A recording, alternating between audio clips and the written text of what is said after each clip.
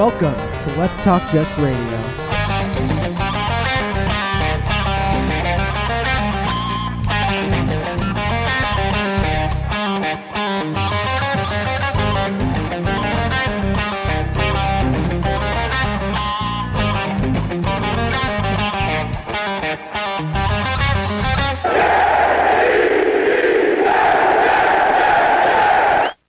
Mr. Primetime. Let's talk playoffs. Let's talk playoffs. We need like the Jim Morris sound. Remember we used to do that Jim Morris sound? Kidding me? You used to love the sound bites. You would have fun with that tonight. Shit. It's a perfect night for that. There are certain nights where I miss like having like the call-in show with all the sounds we used to play and just harass people. Like not harass people, but harass each other with all like the you just don't know. You would abuse Steve with the Stone Cold, the what one? I would love that. I would love that. You keep trying to talk over it too. You just, what? We had some like crazy sound bites though, and it's just we'd set people up for ones and just I miss. I'm sure there's a way to bring it back. Yeah, I'm sure. I'm sure there's probably YouTube like there's YouTube probably get strikes for it by using somebody else's sound or some shit too. So never mind. You're right. What's up, everybody? How you guys doing? Let me start out by saying hello, Elmo. What's up, Elmo? Got to make sure we keep him happy. Rest in peace, Mike Leach too.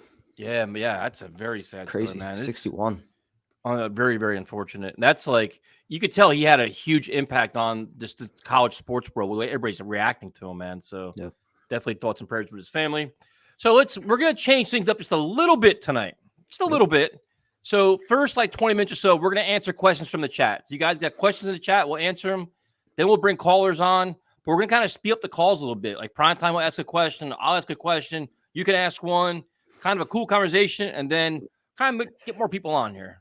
Bring something to the table. That's all I'm going to say. Like some of these calls, it's not to be a dick, but like some of the calls drag out a little bit, and a lot of people they don't want to wait, an hour for 6 or 7 people to talk. So this is an opportunity to get more people on and to bring more fire takes to the table. Don't call in waiting for us to ask you something. Like have some shit that you're ready to talk about too. Yes, sir. So everybody is allowed to call in. But just know if you antagonize everybody in the chat and you talk all kinds of shit, you better come on the show on point and ready to talk and not be all like so. And to address the whole Zach Wilson thing, people don't hate Zach Wilson. He's not the starting quarterback right now. So there's no need to talk about him. Like Mike White's the quarterback. You're a Zach Wilson fan. You're supporting him. Support him all you want. He's not playing.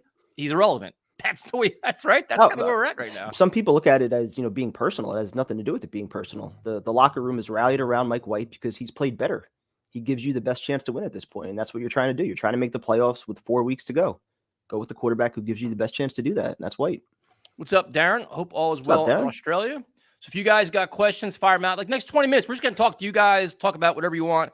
Primetime has done some extensive research with his playoff scenarios, which is interesting. Do we even want to open that box? Yes. We got meaningful games in December. Where do you want to start? With the fact that the Patriots now threw another wrench into this? No, I want to start with this.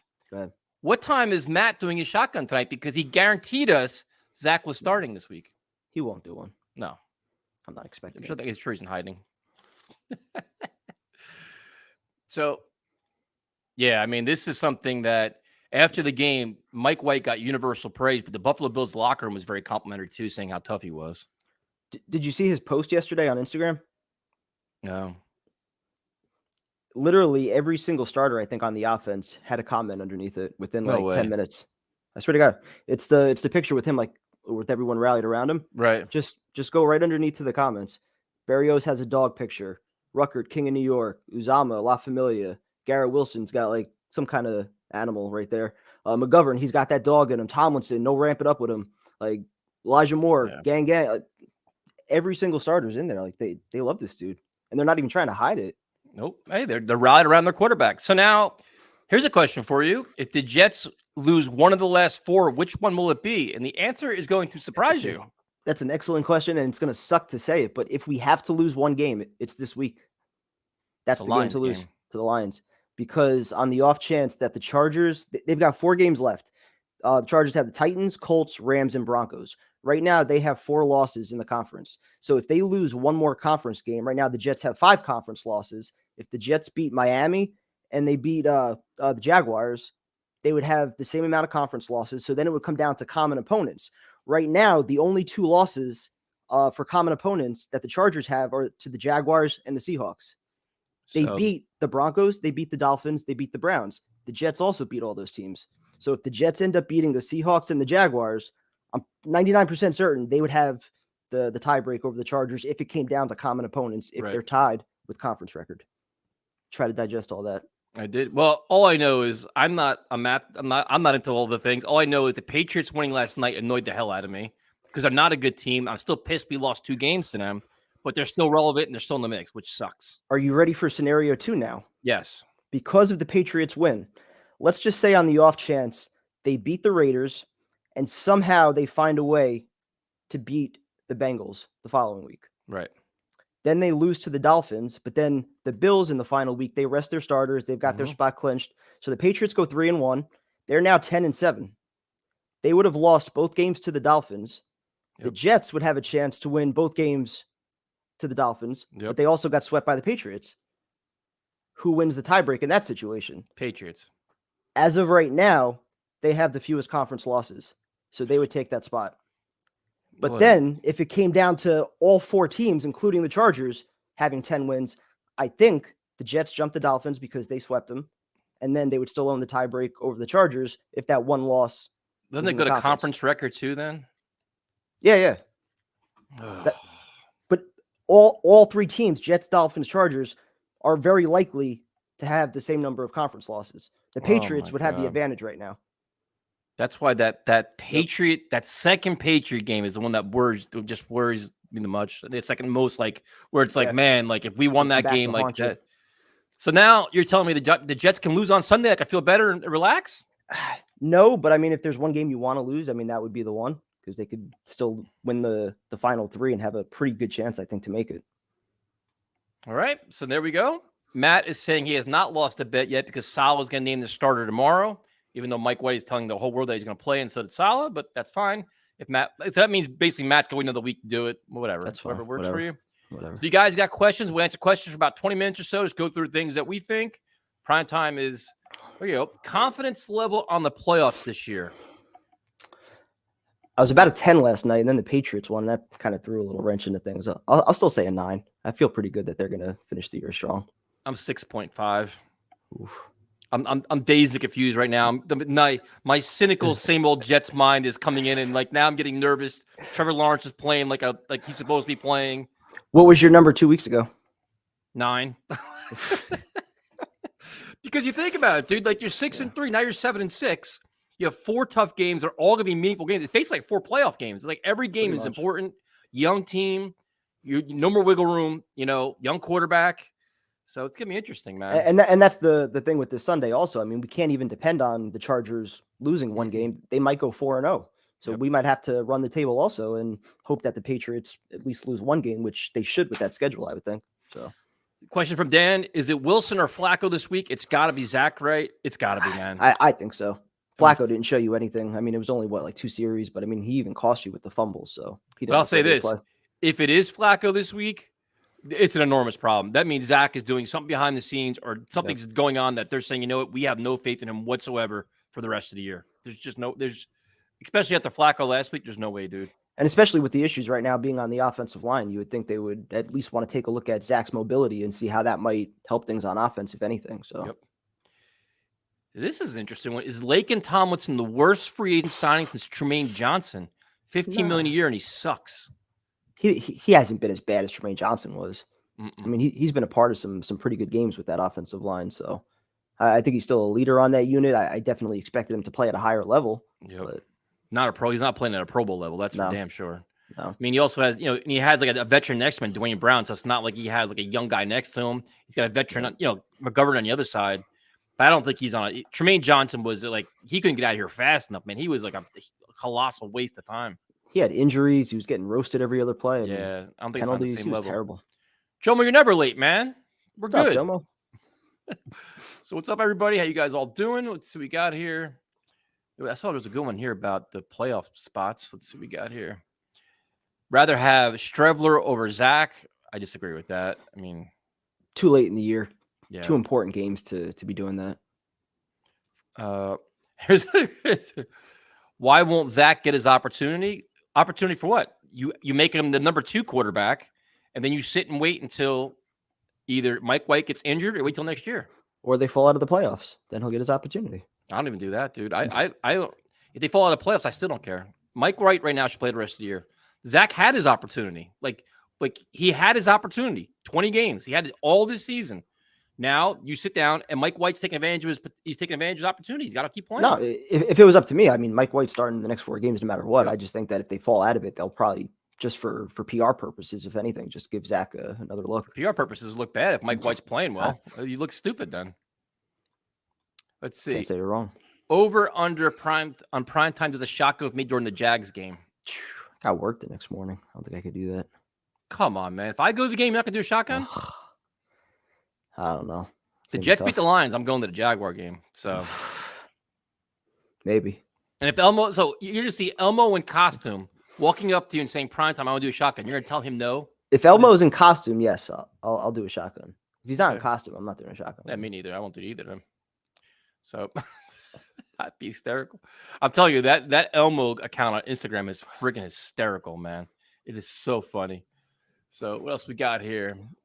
Any question you guys have? Fire them out. Jets are going to make the playoffs. They're going to go deep because it's Ron Jeremy. Unbelievable. Well played. Very well played. Nobody's saying Streveler. I'm not saying Streveler over Zach. I'm saying Zach. Absolutely. She's definitely number 2. We got here.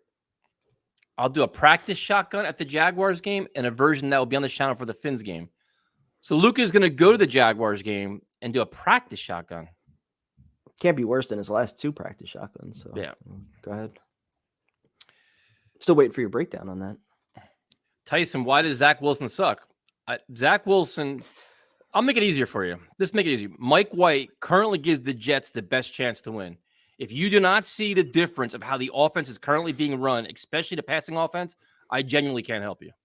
Period. Wilson hasn't been accurate enough. If you want to simplify it, I mean, if you want to get more complex as far as the mechanics, that's been an issue. Decision-making's been an issue. Getting off his first read. I mean, there's a number of things. Bailing on the pocket too soon. You know, Zach's not taking the hits that Mike White was taking to make some of those throws. So and not making the throw. But the other thing too is, and the other thing, it's like I've never said trade Zach. I've never said cut Zach. No. I'm saying Mike White starts the rest of the year. I bring back Mike White next year and let them have an open competition, a true open competition, throw for throw. Let the best man win. You got a young quarterback. That's it. Yeah. I don't hate Zach. It's just not right now. Chad Pennington at this point in his career hadn't even played a game yet. You know, it's not giving up on the kid. It's just saying he's not ready yet. Best chance to win. You're 7-6. This isn't time to do like an experiment. So what's up with Robinson? Michael Carter has absolutely regressed immensely. I disagree 100%. I don't know if Carter's just regressed or if he's just playing hurt, which I think is more likely. He had an ankle injury in the last 2 weeks. He just hasn't had that same kind of burst that he had early in the year. Yeah, but if you go, like, I think Michael Carter's still banged up, man. I think they rushed him back from injury because they like him. He's a leader. He does a lot of good things. But if you have Zonovan Knight, Ty Johnson, Michael Carter, I mean, James Robinson hasn't really shown a lot, dude. If he's not going to be an asset on special teams and he was kind of slow, what role does he play? None. Right? With what you've already gotten from Zonovan Knight, yeah. I mean, James Robinson really doesn't have a role. And Ty Johnson, I guess in theory, is probably your better third down back as far as his blocking, his pass protection. So, I mean, what role does Robinson really have? And I give Sal a lot of credit for benching for making James Robinson inactive. You traded assets to get him, but you're like, you know what? Zonovan Knight's rolling. Keep going with the hot hand. And that's been true for every position. You know, he wasn't afraid to bench Denzel Mims, Elijah Moore, Zach. I mean, everybody's held to the same standard. I like that. We're gonna need pics of a video of Tyson Primetime and Elmo together at the Jags. Yeah, absolutely. If Elmo actually comes in costume, dude, we'll probably do an interview. I think. Oh, we have to play beer pong. Get that. Are you guys going to the game on Sunday? Primetime is. Yeah, I'll be there. Jay's trying to convince me, but it's not going to work. Club seats. I don't know. What do you offer me? I said I'm not going. Luca's me at the Jags game. Automatic shotgun. It's true. It's not going to go well, but we'll get it on tape. Run up the middle. The new rushing attack. I don't understand what's going on with their first down rushing attack. They get nothing on first down when they try to run it. I don't know if they're just being too predictable with it or what, but it's not working. We're at the middle from 1 yard, he's saying now. How much do you pay Mike White? I don't. I wait till the end of the season, and then You're not going to pay him unless he wins 4 games, goes into the playoffs, wins a playoff game. Then you start talking. But you bring him back, give him a couple-year deal. What's the line that you draw though? I got to see more. I got to see the rest. This is going to be like Fitzpatrick all over again. No. The locker room's going to be rallying around him, screaming him for the Jets to sign him. We knew what he was. He was a journeyman quarterback that never wins big games. So you're saying that they should pay Mike White more than they paid Fitzpatrick, which was $12 million. I'm saying I'm waiting 4 more games. Okay. How come you never have your blinds open? It's dark out. Whatever, blinds open. Who puts in Flacco and calls for a pass play? I mean, good point. It is a good point. But it's kind of aggressive. What was the down and distance on that play when he came in? I could check. It was right after the Bills had scored, though. I mean, it was 14-7. They were around midfield. I want to say it was 3rd down. I thought it was 3rd down, wasn't it? But I forget if it was like 3rd and long, or I forget what it was. If it wasn't 3rd down, I'm sure they wouldn't have thrown it. But they feel comfortable with a veteran quarterback, knows the offense, so he can figure out how to read a defense and throw a pass and not fumble it. But it was 2nd and 10 at midfield. So yeah, you probably should have ran it there.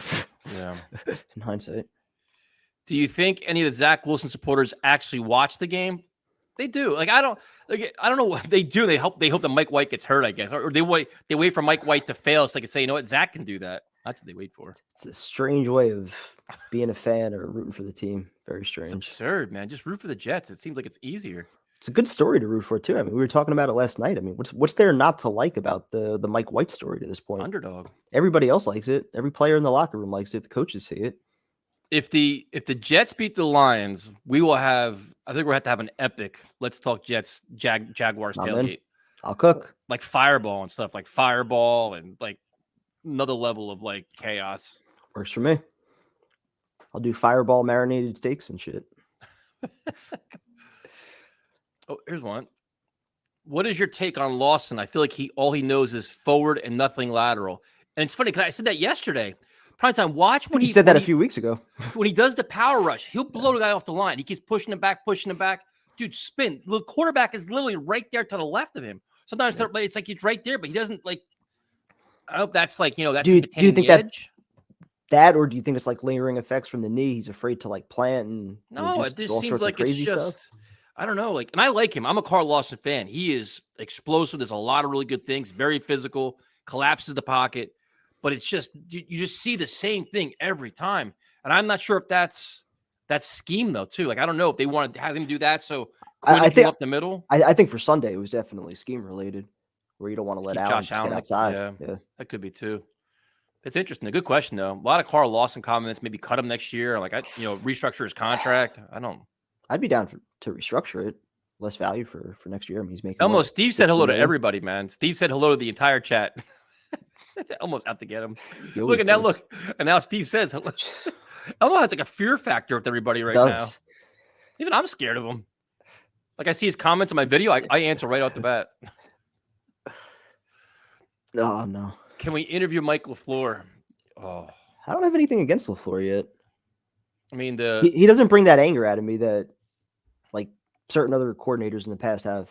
Like the red zones kind of all that shit. Yeah, that's frustrating, but you know what it's going to be? Moving the ball. It's just like, we're always doing something to just stall once we get close. But the other thing too is like now it's like this entire team's under the radar. Like they're going to be the attention of everybody. These are must-win games, like high exposure games. If LaFleur comes up with some of this like stupid shit on 3rd and 1 and 4th and 1, not getting touchdowns that he's gonna get roasted. Again, can Berrios catch a football in the red zone? Can Michael Carter not fumble it? Berrios getting roasted too all over the place. Cut him, don't bring him back. Doesn't look like he's worth $8 million right now. Nope, for sure. Are the checkdowns on 3rd down more on Mike White or LaFleur? It could be a combination of both. It could be what the defense is giving you. It could be what he sees, what he's comfortable with. Early on in the first half, also, I think it was kind of just playing to the game too. Yeah, like being the team not to make the first mistake on the road, and they still had a chance to go into halftime at least tied, if not possibly up 3-0 too. Not for that Mosley penalty. Tyson in prime time. I feel for the people who found this channel this year. They'll never know the debauchery of the Chris Johnson interview. Yeah, they have no idea, man. I mean, I think it's still there, but it's just People are used to like all our chaos, our drinking, shotguns, throwing things, yelling Don't at speak people. too soon. There's still 4 weeks left. You never know. Too.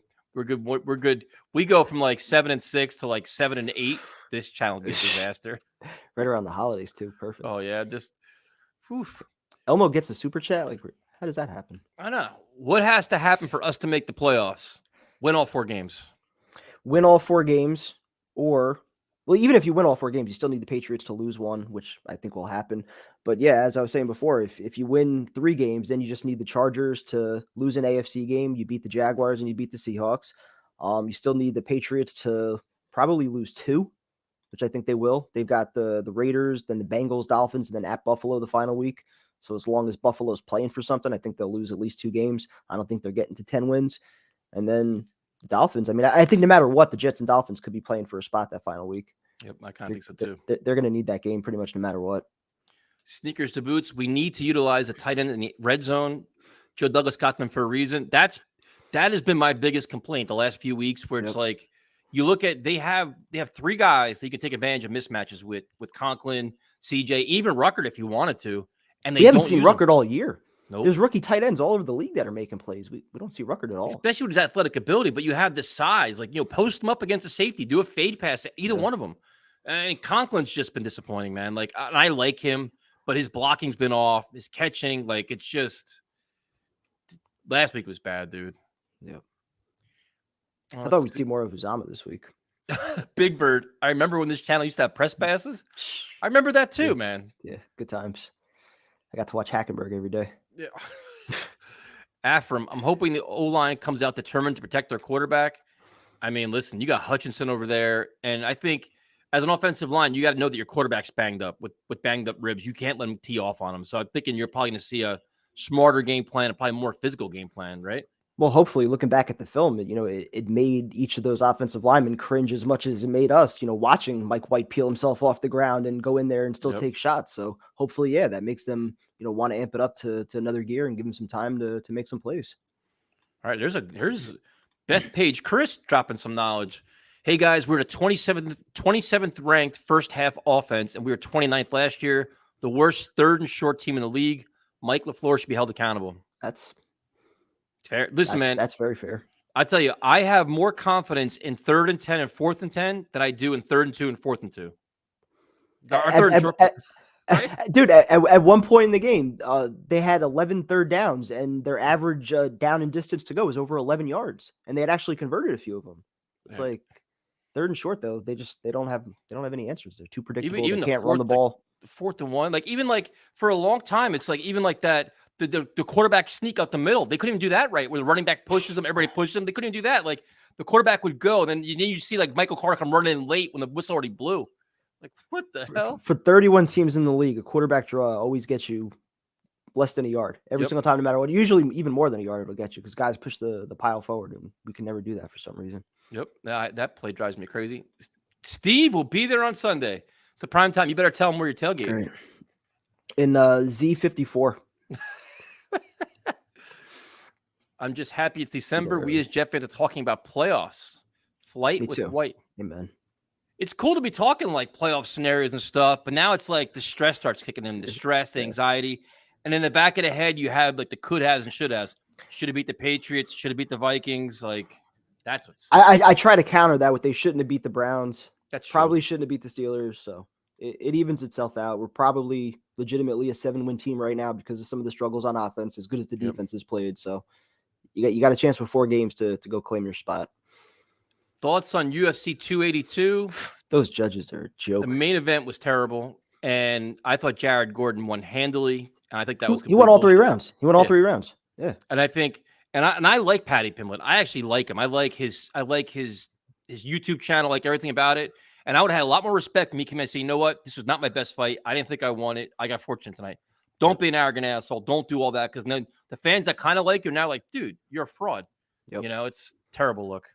I love Sean O'Malley too. I didn't think he won his last fight either. No, I didn't think so either. And those are Dana White's boys. So, but the minute you saw Dana White went on Pimblett's podcast, you knew it was going to be like the minute Pimblett did Dana White's fucking Friday thing, his little like when he tastes the food, I'm like, you know what? this kid's getting a big time push. So, So yeah, I definitely thought he lost. I remember this channel when Primetime was first learning how to shotgun Trulies. I always knew how to shotgun. Look at this. Afram was on Jets 24/7 with Ryan. Whoa. Look at Afram making moves. Moving up in the world. All right. That's awesome for him. Ryan's a good dude, man. I like his shows. Really cool dude. Let's see. I remember all the chaos and violent arguments on the radio call-in show. Never got violent. Oh, we had some nasty arguments. I used to fight with Tyrone. Yeah. I used to fight with Dan, too. I think me and Dan fought a bunch of times. Dan would go off. Oh, so we could share the link. You know who I miss? Greg in Massachusetts. I've actually emailed him, man. He always had some great calls. He said he doesn't understand the whole video thing, but he likes to call. So I check in with him every once in a while. We talk. That's funny. So you guys want to call in? Call in. Yep. Afram. The only thing Afram has next is his own YouTube channel, which I probably give to him by January. That's gonna happen. That's par for the course. Craziest call-in show of the year so far. I don't know. Have we had any really bad arguments? I don't think so this year. We've actually been in agreement with a lot of shit. I don't think we really fought with anybody, have we? I think the most fun might have been right after that Browns game. That comeback, and just like the shows after that were pretty wild. Yeah, I gotta think which one was like, I don't know which Kevin saying I picked the Jets to go 10-7 a wild card. Now I think the Jets have to go 11-6 to get in. If they go 10-7, as long as they win their AFC games, I think they got a decent shot still. See, now BYU fan is just looking for trouble. Patty won it. It was close, but Patty did enough. He did not. He lost the first. Come on, man. How? There's no way. I literally coach this stuff. like there's not one person in my gym that thinks he won that fight, and we're all neutral. He got smoked the entire first round. He didn't do anything in the third round. Come on, man. If you want to go 2-3, he lost at least 2 of the rounds. If you want to just be like a complete, this is true. Steve, when he picked his nose, that was was probably one. I forgot that. We haven't had any real. I don't know. We probably didn't have any really bad ones this year, though. Well, Joe and Tyrone, they went at it. That's true. Yeah, we haven't had like a whole 2 hours of just. Oh my God, Random Man, bro, you guys are lost, completely lost. You're just fanboying right now, completely fanboying. There's no way. It's impossible. No, that's craziness. Let's see. Vinny went off the rails. Vinny had a couple ones. One with his mother, talking about his mother. That could have been one. Afram's dog, the dog crying, was another good one. That's right. Still banned permanently. How about all the guys you cut off? Most of the time it's deserving. I mean, you give people a lot longer of a leash than I typically would. So, yeah, I mean, that's true. I'm usually a nice guy, right? I've been the one saying for a while, we got to cut these callers short. See, I'm nice. I like to talk to people, try to get a conversation going. But now we got to branch out more. We got to get. Well, we got to get more people on, and we need the callers to actually bring something to the table when they're calling in.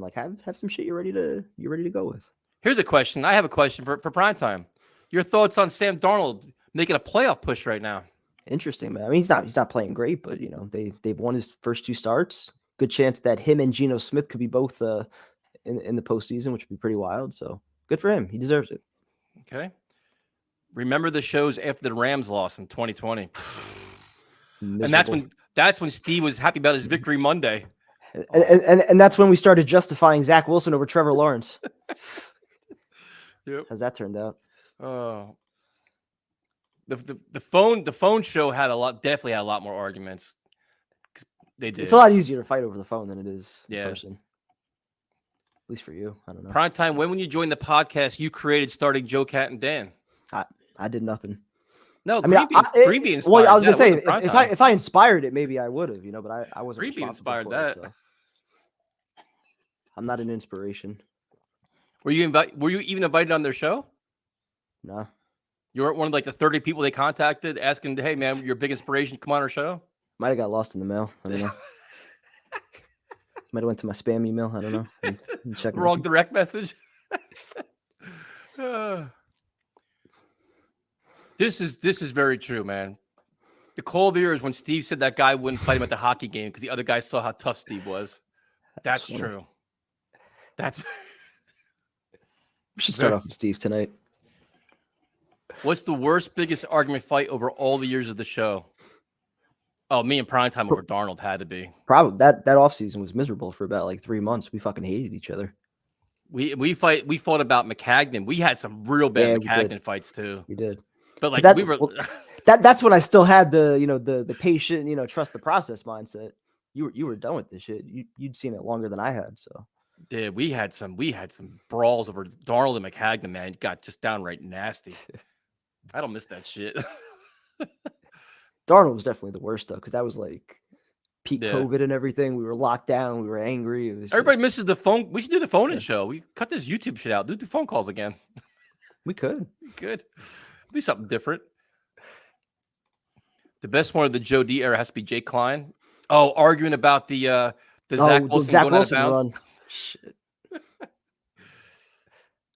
Let's see what we got. Good times. I enjoyed being happy or angry with a team winning during the tank season. That Raider game, the Rams game. That season was miserable.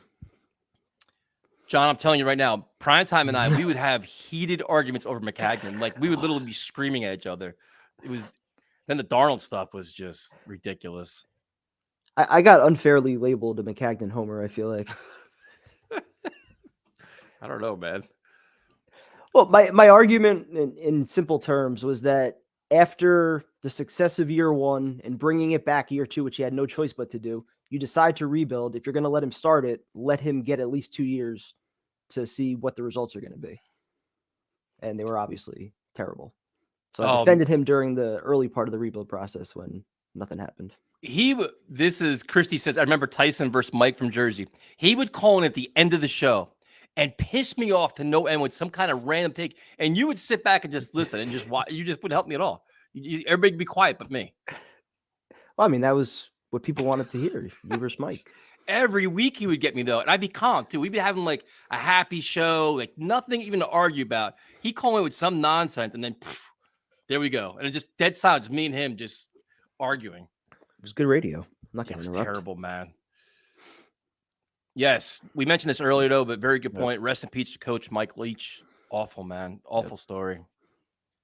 So we got here. Who is your guys' favorite caller from Blog Talk? Greg. Greg was definitely up there. I miss Shaq, too. We haven't heard from Shaq in a while. He was always good. Tyrone, until he got Hollywood on us. Yeah, I don't miss Tyrone's calls at all. I think Greg, Shaq, Hugh. Hugh was always good. Yep. Still hear from Hugh. Greg is awesome because he had the Boston accent, and he knew his shit, though. He dropped, like, stats for, like, 20 years. So. Forgot Steve. Yes, Steve, yeah. Least favorite caller all time. Let's see, is there any? I don't think I've ever like really disliked anybody that's called in. I'm trying to remember. No, there's not really anybody like. I'll disagree with your takes, but I don't think I've ever actually disliked anyone. Yeah, I think a lot of it's been fun. It's always been. Thank you, man. Let's see. There's one. No, I haven't talked to Cassandra in a while. I don't know what happened there. No, she blocked me, so I have no idea. I'm not blocked, I don't think. I am.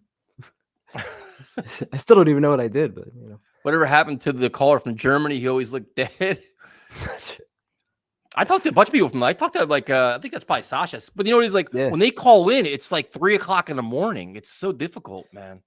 I remember one year he called in. He had like all this like incredible draft knowledge, but he was like he was defending Ashton Davis and like all these guys. And like, just looking back, I'm like, holy shit! Like the knowledge he was dropping, it was just it didn't end up going all that well. We may have to look at this. We may look at this Blog Talk thing and maybe do some old school Blog Talk call-in shows. You can do that. I tried calling into the phone show. The guy answering the phone was pretty intimidating. Probably should have fired that guy. Yeah, should have a long time ago. Has Primetime watched Titanic yet? I still haven't. Every time I see that, I think of you. I catch pieces of it. One day, we'll come through on that. Never seen Primetime angry. Seems like a chill dude. I've seen him angry before. I guess go to the video when the Jets made their cut downs this year. There was one video I was in my car going nuts when they cut Jason Pinnock and a few other guys. That set me off for some reason. That's probably as angry as I've been this year. The guy from Scotland. We had a couple people from Scotland. Oh, and by the way, real quick update. Thank you guys for all donations. We delivered almost over $2,000 in toys to the Christmas drive, man, which is completely insane. I was talking to Mark today, man. That's awesome. So thank you guys again for all the support. Definitely appreciate it. I couldn't believe the response we got with that. Just absolutely incredible. Crazy. Hands down, one of the funniest times on this channel was watching Primetime and the donkey had his Gase. Those days, man. For those that are new to the channel, those days when we were doing those interviews, that was some crazy shit. We had nothing else to get through. That's what we were like. We were in lockdown too, so we're pissed drunk. I was angry. We had nothing to watch, nothing to do. In lockdown because we just forced to talk about this team. I'm like, shit. Oh man. So I guess we can start going to calls. Let's see. 90% of the callers in here will have podcasts by next week. This is true, man. This is very true. It's accurate. I still remember that video I filmed at the Mo Wilkerson event. That's how we met him. The Mo Wilkerson event. He was putting a camera in like every player's face. Yeah, like can I get an interview? You're live with Gangrene David. This guy's like, get the fuck out of my face. Oh, shit. You're hearing my respect though for doing that. I'm like, yo, who's this 16-year-old kid like with the courage to like go up to these players and do all that? I'm like, oh, good for him. Yeah, man. Cooking streams we used to have. I miss those. Let's see. Who was it that shouted out their own live show that was at the same time as yours? Panda? No. Who was it? There's a lot of them that do that. I don't know. It's too many. It's like, the best thing is like people say, "Hey man, you want to come to my show?" I'm like, "Yeah, cool." I'm like, "What time is it at?" Like Tuesday at 8. Shit. I'm like, "Yeah, it's probably gonna be a problem." Shit. All right, so what we'll do is we'll go to callers. We'll try to make it quicker this time, like one question each. You ask us something so we can get more people on. We're getting complaints that not everybody can get on. So if BYU fan wants to call in, that's fine. Oh, it was Panda. That's who it was. Wasn't it him that said he gave a shout out to his show? Oh, it might have been. There's been too many. Yeah. They all handle it differently. Some like say okay and just laugh at it, and some just go off the rails. Yeah. Do you want me to Tyson? Do you want to come to my show Saturdays at 2 a.m.? That's no problem. I'm usually up. You know what's funny? 95.9 The Rat down here at Big Rock Station. I used to do radio interviews at 3 o'clock in the morning doing Jet previews, and it was like I'm like this is like to me I'm like, oh, this is my big chance to be on the radio, like broadcast radio and stuff. But I was like 3 o'clock in the morning, dude. I'm like sometimes I'm coming out of the bar, like you're kind of like buzzed up and stuff. It's just that was brutal, man. But I never missed one though. That's awesome. I didn't even know that. Yeah, this is probably like 3 or 4 years ago. And then he's like, they liked it. They're like, you want to do Giant games too? I'm like, dude, I can barely talk about the Jets right now. It's a good question. Where is Elias? He's fired though. He can't be our intro song. He's not like calling in anymore. Nope, he's definitely fired. Right? Definitely fired. We gotta find a new music director. We may need a new song, I think, too, right? Yeah. Should I do like a Mike White rap? You could try it. I saw a few requests. All right, so let's see who we got here. We'll go with Bubs. What's up, man? How you going? What's up, Bubs? How you doing? Thanks for having me on. Of course. Yeah, I got an obvious question for you guys, but I was just thinking that's when I started watching was back when you got the donkey head on and you were making videos because I started watching the 2020 season because it was so painful and I didn't want to feel like alone. I had to endure with everyone else. But you know what the worst thing was is that this was at a time we were sharing it like on our Facebook pages, and I had like family and friends are on Facebook, right? And they're like, "What in the hell are you doing talking to a donkey?" They couldn't figure out what we're doing. Then I explained to them. They're like, "You guys are off the rails." Like, yeah. You guys are just insane. Of course, I made the mistake of leaving my name under there too. And then the Chris Johnson clown mask one too. That's the one that got us in a lot of trouble. Really? That's where we lost it. Yeah. That's where we got in lots of trouble. That was the Jets didn't like us then, but like the whole Gase thing was bad. But that Chris Johnson thing was next level. We were in deep shit with everybody. Yeah, those were some interesting days. But yeah, I was frustrated, obviously, with the game. Felt like we had a pretty good chance of winning, but the mistakes really hurt us. I have a couple questions, though. Sauce definitely most likely will win Defensive Rookie of the Year. I know, like, obviously we all want both of them to win, Rookie of the Year, Sauce and Garrett Wilson, but do you, like, truly believe that Garrett Wilson's going to win Rookie of the Year and Sauce? Depends how he finishes the final 4 games. I mean, right now he's probably not there. If he finishes, I mean, right now he's got like 850 plus yards. If he gets, close to 80 to 100 a game, he finishes closer to 1,200 or so, maybe he's got a shot. Tyson, what do you think? I don't think so, man. I mean, you got to figure he's got to get. He's at what 864. What is he at now? What's his numbers? High 800s. Yeah, it's like 868, I think. Yeah, or so he's got to probably be. 60 He's got to be well over 1,000, you would think. And think how many touchdowns does he have right now? 5 or 6. Yeah, because he had the 2 against Chicago. Two touchdown games. You have 2, yeah, 2 against Cleveland too, right? Yep. He's got to finish really strong, man. But like well over 1,000 yards. I'd love to see him do it, man. I'd be. Oh, he's only got 4. Think about Joe Douglas, man. If you have the offensive and defensive Rookie of the Year, I mean, he's got 2 high candidates for it. And you figure Breece Hall would have been 1 too. That's Breece Hall is a lock if he didn't get hurt. Yeah, he's got 63 catches right now. I mean, he could still finish with closer to 90 catches. And you can figure the corner from Seattle too. Is it Woolen? He's a good player. Yeah, Woolen. Yeah, I think Sauce is. It's weird though because actually the betting favorites actually have Garrett Wilson as the odds favorite, but it's probably between him or Olave from New Orleans, I would guess. Yeah, or any other rookies out there. But Wilson's close to him now, though, right? With yards. Yeah, because he just beat Keyshawn's record over the in the Buffalo game. So, I'm hoping that they do. So then final 4 games too. Obviously, 4 huge games. I really want to go to that Jacksonville game if they beat Detroit. I think that's do it. Be electric, better be there. You'll meet Elmo. But I kind of guess I want to ask you guys, like, what do you think? Like, I guess what do you think like this offense needs to do better in a way? Like, I guess Mike LaFleur play calling, like 3rd down and short, because against like in these final 4 games, like what do you think they need to do in order to like start faster, finish in the red zone, throw the ball on 1st down? When that one drive they had right out of the second half, when they were completing passes early on 1st down, then the running game started to open up after that. So if you're throwing the ball to then run it, I think that works. If you're trying to run it on 1st down, you're setting yourself up for failure with 2nd and 3rd and long. Take advantage of the red zone too, man. Like you got to use the tight ends more. Use it like even with Corey Davis, but like use those fade passes. Like take shots into the end zone. They weren't even doing that. You know what I mean? Like just. And White even referenced in his press conference when he met the media the other day. He said like we're not starting fast enough, and that starts in practice too with like getting the tempo going a little bit faster. Yep. I would start on Sunday just going no huddle, come right out of the gate. Try to find that tempo early on. Yeah, no, I agree. Yeah, I agree. Like, what are you guys' thoughts? I don't know. I mean, I know they're trying to be conservative, but I don't know. Maybe it's just me. I can't stand like 3rd down and like 14 when they run up the middle. Like, take a shot. Would you agree, or is it just I think is a conceptions? I think. Yeah, that's just conservative, man. Like, just don't give up the big. Don't make a stupid throw. Get some yards back. Have confidence in your defense. They made a few though.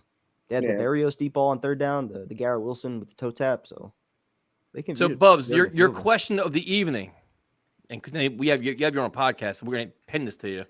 Your level of confidence in the Jets making the playoffs. And what's going to be the record of the next 4 games? So I'll give you out of 10. I'm feeling like a 6.5. I think like 6.57 ish to somewhere around there. I think these final 4 games, you could talk yourself into wins for each of them. You could easily say that it could go, different ways. I like our matchups against Jacksonville and Detroit. You get a dome team coming to MetLife, obviously, and then you get a Florida team coming in on a Thursday night. It's going to be cold. I mean, you heard about Miami using the heaters in LA, which was just ridiculous. And now it's going to snow in Buffalo on Saturday night. So they're going to freeze out there. And in Seattle too, their run defense isn't very good. Carolina had a lot of success over the weekend, but again, that stadium's electric and it's a tough place to play. And then Miami we already beat them. They couldn't stop the run. It would be the final week of the season. If it's a win or go home, anything can happen. So I'm gonna go. I like our chances. I'm gonna go 3-1, and I'm gonna go. If anything, I don't know.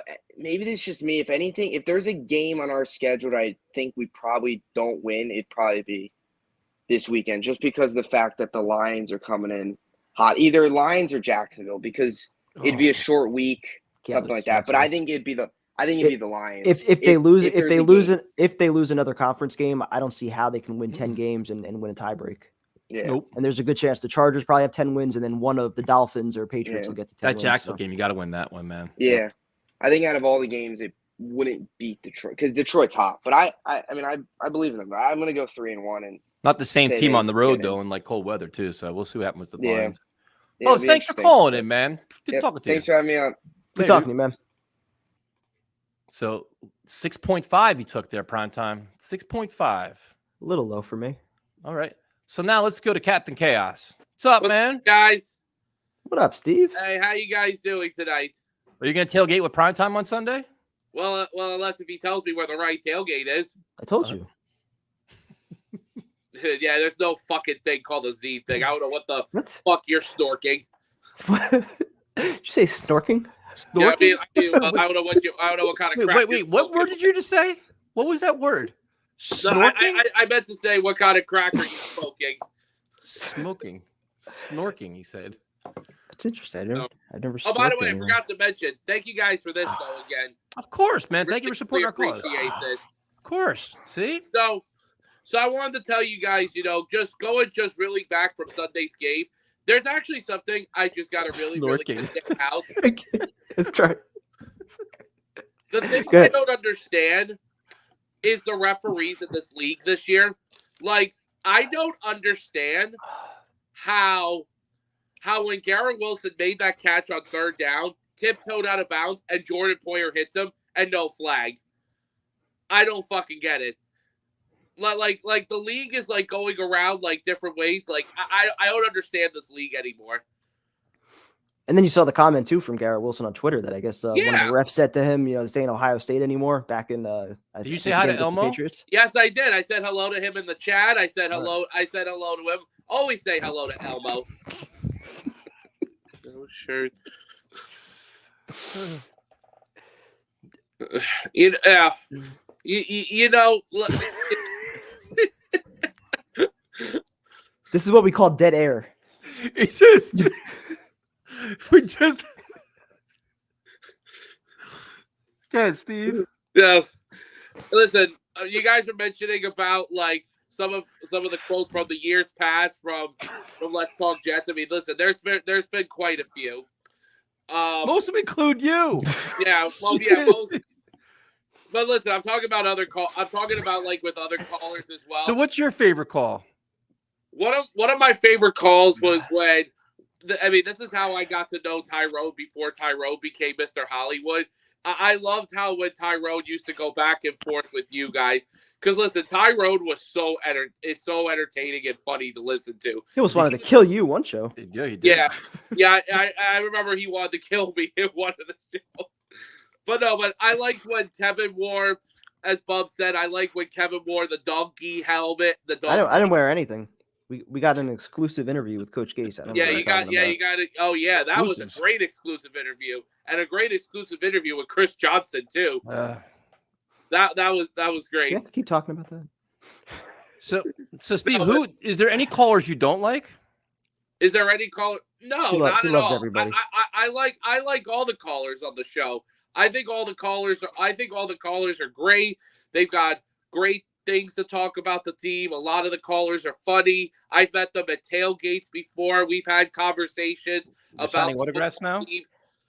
Steve, I got a question for you. Where would you rank yourself amongst Let's Talk Jets callers? Would you say you're in the top 5, top 10, top 25? I mean, where would you rank yourself? I would definitely put myself in the top 5. Top 5? Fair enough. I think I would agree. You're consistent, definitely consistent with your calls. That's true. Here's the thing. Well, when you have your interview with Elmo for the Thursday night game, is he gonna be number 1? He could be. Now, so the question I have for you, Steve, is what is your level of confidence in the Jets making the playoffs? And what's going to be the record of the next 4 games? I'm actually on the same as Bubs is, but Bubs was the last caller. I think the Jets will be 3-1. Fully had one of the one on so far. 3-1, but on a scale of 1 to 10, I give them a 7. Okay. And I do have confidence in the game against Detroit and the Thursday night game at home against Jacksonville. The only game that I do have a concern with is when they go to Seattle. Like, why? That's the game that I think that we have a chance of losing. Why is that?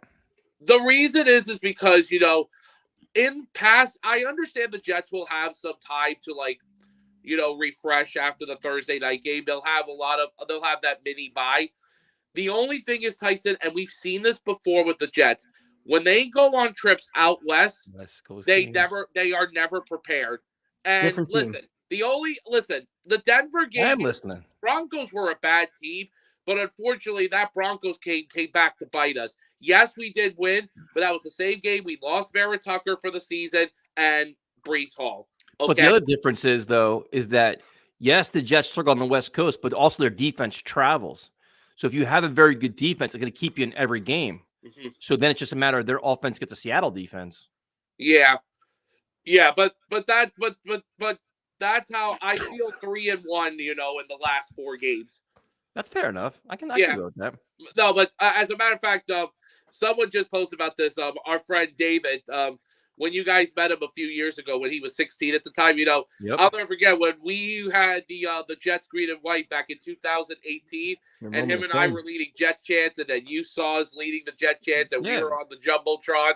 I think you were sitting in one of the booths in Rutgers. Yeah, we're in the media box. Yeah.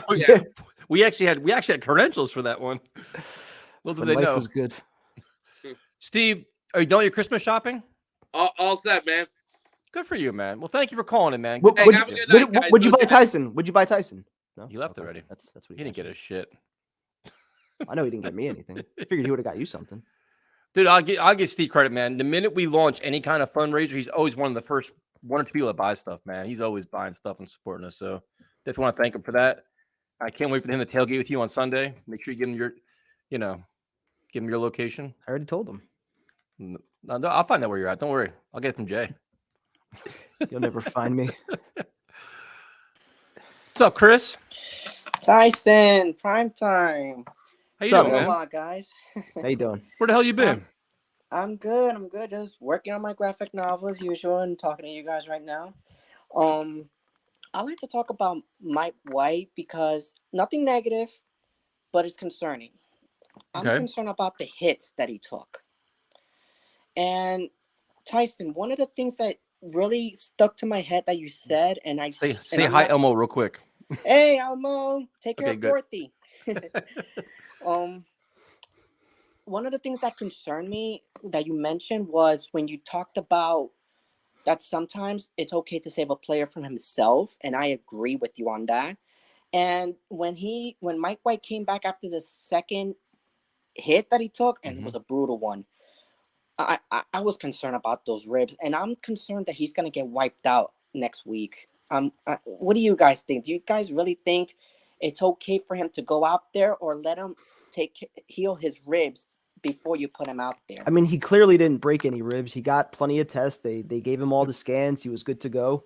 They got him checked out afterwards for precautionary reasons. He was fine. He's back at practice, I believe. So yeah, if everything checks out, I have no reason to think he's gonna, get hurt again.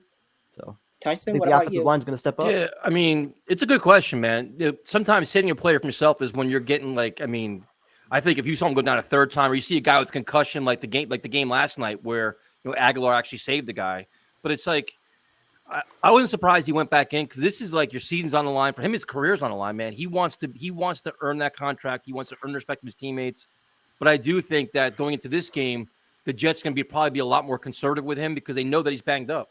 So you need better protection, get rid of the ball. But if he's getting hit endlessly and he's slow to get up and then you probably have to take him out, I would think, right? I think it only comes down to like if he's at risk of doing more damage. Yeah. If not, if it's just a bruise and it's pain tolerance, then let him go out and do his thing. If he can handle it, let him go out and do his thing. Because I'm worried more about like if those ribs get damaged, he can result into an internal bleeding, and that could end his career. I mean, look what happened with Andrew Luck. It's football. I mean, Chris Sims too. I know it's football. I get it, but it's you're right though, but that's why they're doing all the X-rays, doing all the preventive measures. They can give him a flak jacket too, put that on him and stuff. I mean, they're gonna player safety for everybody is crucial, but I think he's gonna be all right, man. I think they're gonna have to change it up a little bit, All right. Are the Jets going to playoffs or no? What do you think? I'm gonna go by percentage. I say I'm gonna be at the middle, probably like 55, and I'm gonna explain why. The offensive line, after what happened against Buffalo, the offensive line, I don't trust it too much yet because I still see a few holes that we need to fix, and I'm concerned about Mike White's safety out there. Detroit, they're hungry. They're coming. They're coming for us. So we should be hungry too. Yeah. Oh yeah, we got to be prepared. It's gonna be an all-out battle. Jacksonville, they came out brutal against Tennessee last time. Even I was surprised. That should be a walk in the park, hopefully. But Jacksonville, they're playing great right now. Trevor Lawrence is playing great right now. That's true, but I mean, based on our history against Jacksonville, we beat them last time. Who knows if we can beat them again? When Trevor Lawrence was a rookie. True, but I mean, their defense. He's playing good right now, and a different coach, a much better coach. Well, that's true. Urban Meyer sucked. Yep. And then there comes Seattle, and boy, I can't wait till you guys go to war with Jose because it's gonna be a lot of shit talking that week. I'm not gonna back off at all. No. Oh, boy, it's gonna be you guys against Jose. Jose's not backing down either. And then the Dolphin game, that's gonna be more of a revenge game, and I think that's where it all comes down to because we're in a 3-way tie right now, and everything comes down to those games, to be honest, especially the last one. Fair enough. Chris, thanks for calling, man. We appreciate it. All right, guys. Tyson, nice to finally talk to you. It's been a while. Talking to you too, man. Have a good night. God bless. Bye. You too, man. Good talking to you. Cool talking to Chris. Which we got here? We got, what the hell's going on? Something happened. My phone's blowing up. Something happened in sports. Oh, no. I don't know, but my phone's going nuts right now. I don't know what the fuck is going on. I fear it. What's up, man? What's going on, guys? Happy Tuesday. What's up, Luther? Going good. I'm going to start right out with the questions. So, okay, let's just say, well, we're obviously facing the Dolphins week 18, and right now the 5th seed, the Bengals, they're pretty much going to be in the playoff hunt. The Patriots are up and down. Let's just say this: the Dolphins have the Bills, the Packers, and the Patriots before we face them. So and we win 3 in a row. What's your confidence going into week 18? We're both 10-6. And let's say the Chargers are also doing well where they could possibly fit in. So what's the question? The question is confidence level of beating Miami in a win or go home game? 10-6. I feel pretty good. I want to get to that last game with something on the line. And if we do that, I think we can match Miami. We've done it. Tua's not playing great right now. I'd feel good going into that game. The blueprint's out. You got to start smacking Tua around, man. You saw what happened last. I mean, you have confidence with our corners, and if you can get after Tua, then it's just a matter of Mike White and these guys running the competent offense. I also I have this very much confidence. Like I mentioned in the chat, 2015, the Jets were 5-5 after a loss to the Texans. They won 5 in a row until they lost to the Bills. But forget the ending. I think we could win 4 in a row. I think this team has the dog. I think this team has the right coach. But let's assume that either the Bengals or the Ravens are going to be one of the wild card spots. I'm assuming 100%. One of those teams is going to win at least 11 games. And then the Chargers, you want to give them the other spot. Even if the Jets lose a game, if they have 9 wins and the Dolphins have 10 wins going into that last game, if they beat them, they would own the tiebreak because they would sweep them. So they don't even have to win 4 in a row. Good point. Yeah, but obviously obviously more wins would help. But 3-1 to me is the most realistic. Where you worry though is about the Patriots. If the Patriots enter the mix and go 3-1, then you're right. The Bengals and Dolphins will give them a tough time. The Raiders, I don't think they'll do much against. But what's up, Elmo? I'm going to practice against the Jaguars. I'm going to practice. So what does practice entail? Wasting beer. That's probably what it entails. No. Spilling beer on the parking lot floor. It's just shotgunning without the recording. Like my buddy John, who I went with against the Patriots, it was my first terrible shotgun. He's going to help me out this time. Well, he helped me out last time, but regardless, what is he going to do? Hold it for you? How did somebody help you? This isn't really that hard, dude. You take a key, you make a hole, you open a lid, you drink it. I've never heard of that. An assisted shotgun. He's gonna help me. No, I'm not saying he's actually gonna touching the bottle, but I'm gonna ask him. Did I do this? He's gonna walk you through it. He's gonna hold the can over your head, dump on your head, or something. I mean, come on, it can't be any worse than what I've done in the past. So I want to make it as good as possible. Oh, look at this! Javin said he'll shotgun with you at the Jags game. I'm going to the Jags game. I got to see this. All right. This is gonna be a shit show. It's gonna be a disaster. Complete disaster. All right. So, what are you guys' questions for me? I want to keep this. I know we got other calls on the line. So, get prime time. You can go. What team concerns you the most as far as the playoffs? Again, assuming that the Bengals and the Ravens are out of it, and we're just talking Chargers, Dolphins, Patriots. Which two of those three are you most worried about? Dolphins and Chargers. The Chargers. The Chargers got the Titans, Colts, and Rams before the Broncos. They have I don't want to say they have a cake schedule, but it's even without Matthew Stafford, the Rams are nothing. Even though they just came back with Baker, the Titans are kind of a pushover, and the Colts are just nothing. The Titans are not a pushover. No, they're they kind of got. No. They have the potential to be upset. That's my problem. And Chargers at home, so we'll see. Don't let a dude feed you you guys are just only motivating me so I can get the shotgun right. Is your friend's name John Beck? Yes. No. Okay. No. Checking. So who do you think Sauce Gardner and Garrett Wilson both get Rookie of the Year?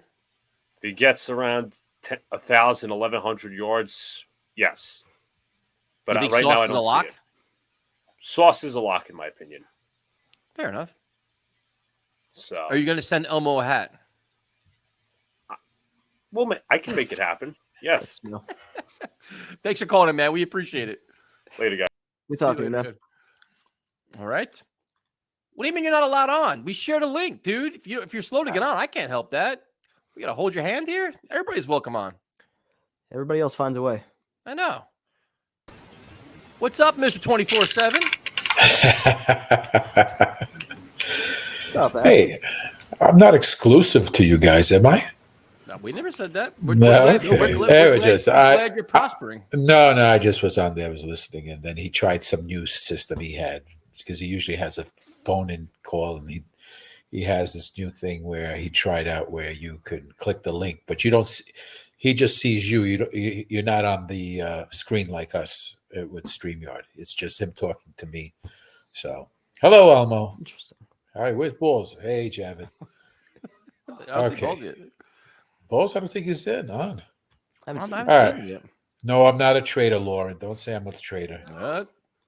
First question: what were your thoughts on Rangers Devils last night? That was a fun game. That's a great game.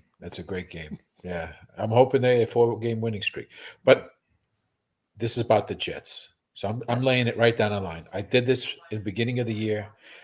Jets are going to run the table. Oof. You're going to see the Patriots lose to check after that. Yeah. Wait, so you're going off your original prediction then? Yep. You're going. That's fine. I can get it. Hey, that's the first time all year you've changed the original prediction, though. I'm psyched.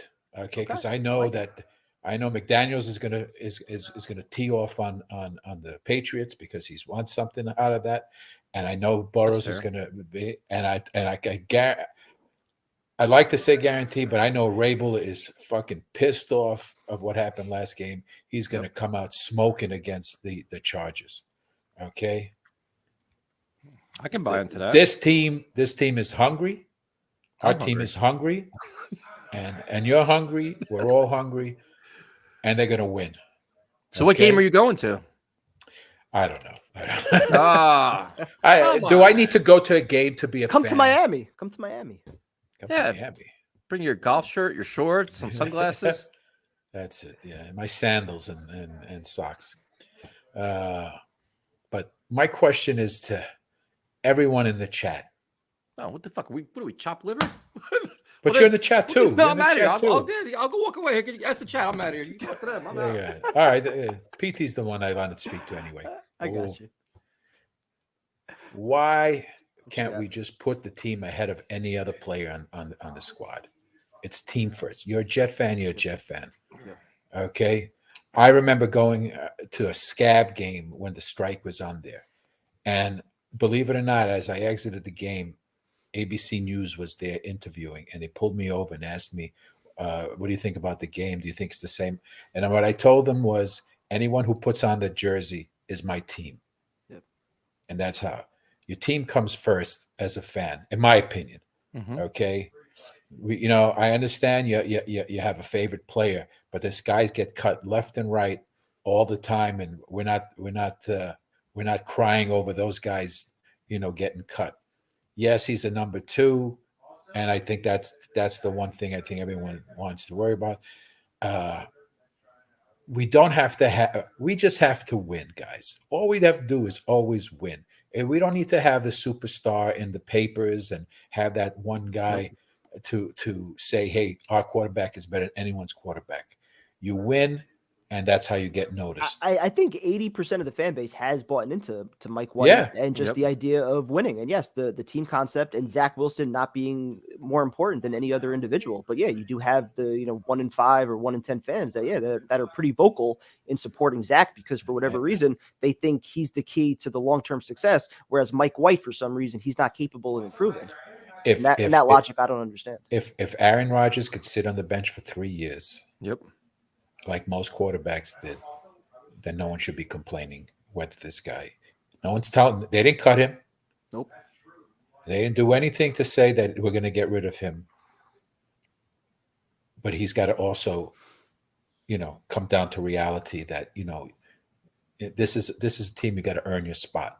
Yep. And you could see that guys you thought they were going to make this team didn't. Look at Bryce Hall. Everyone thought he was going to start. Yep. And he's just the backup. So, but the thing is, their Jets are showing that your best chance to win is going to play. Zonovan Knight's getting a big chance now. James Robinson, off to the bench you go. It's like it's a production business, results business, man. Like show us results, you keep playing. And you see, and you can see that the decision was respected in the locker room, which to me is more important than anything else. That goes a long way with the players, that they know the coaching staff is looking out for what's in the best interest of wins and not just the quarterback. So I think that's important. It's a team game. So you got to have that team playing together. It's not a one-man sport, okay? It's not tennis, okay? 11-7, done.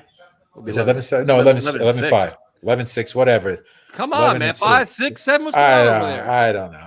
It's 11 wins. We're taking. He's been saying 10-7 all year. That's why. Yeah. Too many shows, too little time. He's forgetting who he told what to now. So now he's got. And I'm not opening. I'm not having a podcast. I'm having my channel. You say that now. Trust me. Wait, I have enough time. Ryan just texted me just now. He said you're coming on tomorrow. Is that true? If he doesn't have a show on Wednesday. Yeah. You guys don't have. No one has a show. I don't even think anyone. Yeah, there's a few that have a show on Wednesday, but. Start doing Wednesday shows. This is the show. Let's be honest. This is the show. Now. Okay. This is the show. All right. Appreciate you, man. Yeah. Appreciate you guys. Always. And Jets, baby. 2022. You're the Jets. Let's go. 11-6. Have a good night, man. 11-6 is right. Thank you. Have a good night, man. First time all year changing the prediction. That's right. That's confidence. Let's see what we got here. Blade, what's up, man? How's it going, boys? How you doing? What's up, Blade? I gotta first say hi to Almo, and also what we need to be prepared for. There is a good chance Sauce Gardner does not win Defensive Rookie of the Year, and I got 2 examples, and we are going to be very familiar. Darrelle Revis was Defensive Player of the Year, and guess who beat him? Charles Woodson, because he had more picks. Yep, and then Trayvon Diggs was an All-Pro last year because he had 11 interceptions, and he was terrible in coverage. He was terrible. He gave up the most yards out of any Pro Bowler. But he also plays on the Cowboys. When you're on the Cowboys and have that kind of production, you're going to get votes because they're like America's team. Right, but what I'm saying is interceptions get votes. Way off. Afram's call is already over. Back from the dead. That's an interesting point, though, because if you do go, but how many interceptions does Woolen have? 6. Oh, shit. Sauce is in trouble. Yeah, exactly. I'm not and even he's got concerned 4 with that. games. We got 4 games to make the playoffs. I don't even care about like individual awards. I'm sure Sauce would say the same thing. You know, but it's a conversation. I'm just saying. No, I understand. Yeah, and then so past that, since Prime doesn't want to talk about it. That's a fair point, though. No, I mean, playoff time. Yeah, I agree. But the only thing though is, the only thing that I'll dispute that is Sauce is getting league-wide recognition, man, for his accomplishments. Like almost every analyst is breaking down, like, only give up 1 catch, 7 yards. Like he's getting credit from everybody, which we don't usually see that. We've had championship belts in Florham Park every single week for all these rookies. Hopefully if they don't win Rookie of the Year, I'm not gonna care too much. Right. I say he's the favorite, but I'm just saying we need to be prepared for if he doesn't win it. And so the other thing today, I sat down and I broke down from the Bengals up. I'm saying they're in, and so from the Chargers, us, New England, and Miami, I broke down a bunch of scenarios, and the only way we're guaranteed is if we go 4-0. Okay. So what if we go 3? What if we go 3-1? Then what happens? So 80% of the scenarios goes to a winning in with Miami. We can drop one game. That's it. One NFC game. So it's got to either be Seattle or the Lions. It doesn't matter because I think the Chargers are almost guaranteed a playoff spot. They have the highest percentage of going, right? And we even if we drop the AFC game, the Ravens or the Bengals are going to be 1 too. Right. I'm saying from the Bengals, the Ravens, so the up last there. 2 spots. So the last 2 spots. Yeah. So Chargers are almost a gimme because they have the tiebreaker between us because of AFC opponents. Even if we win ours, they played more AFC opponents, and they have 2 wins. They'll have 2 wins.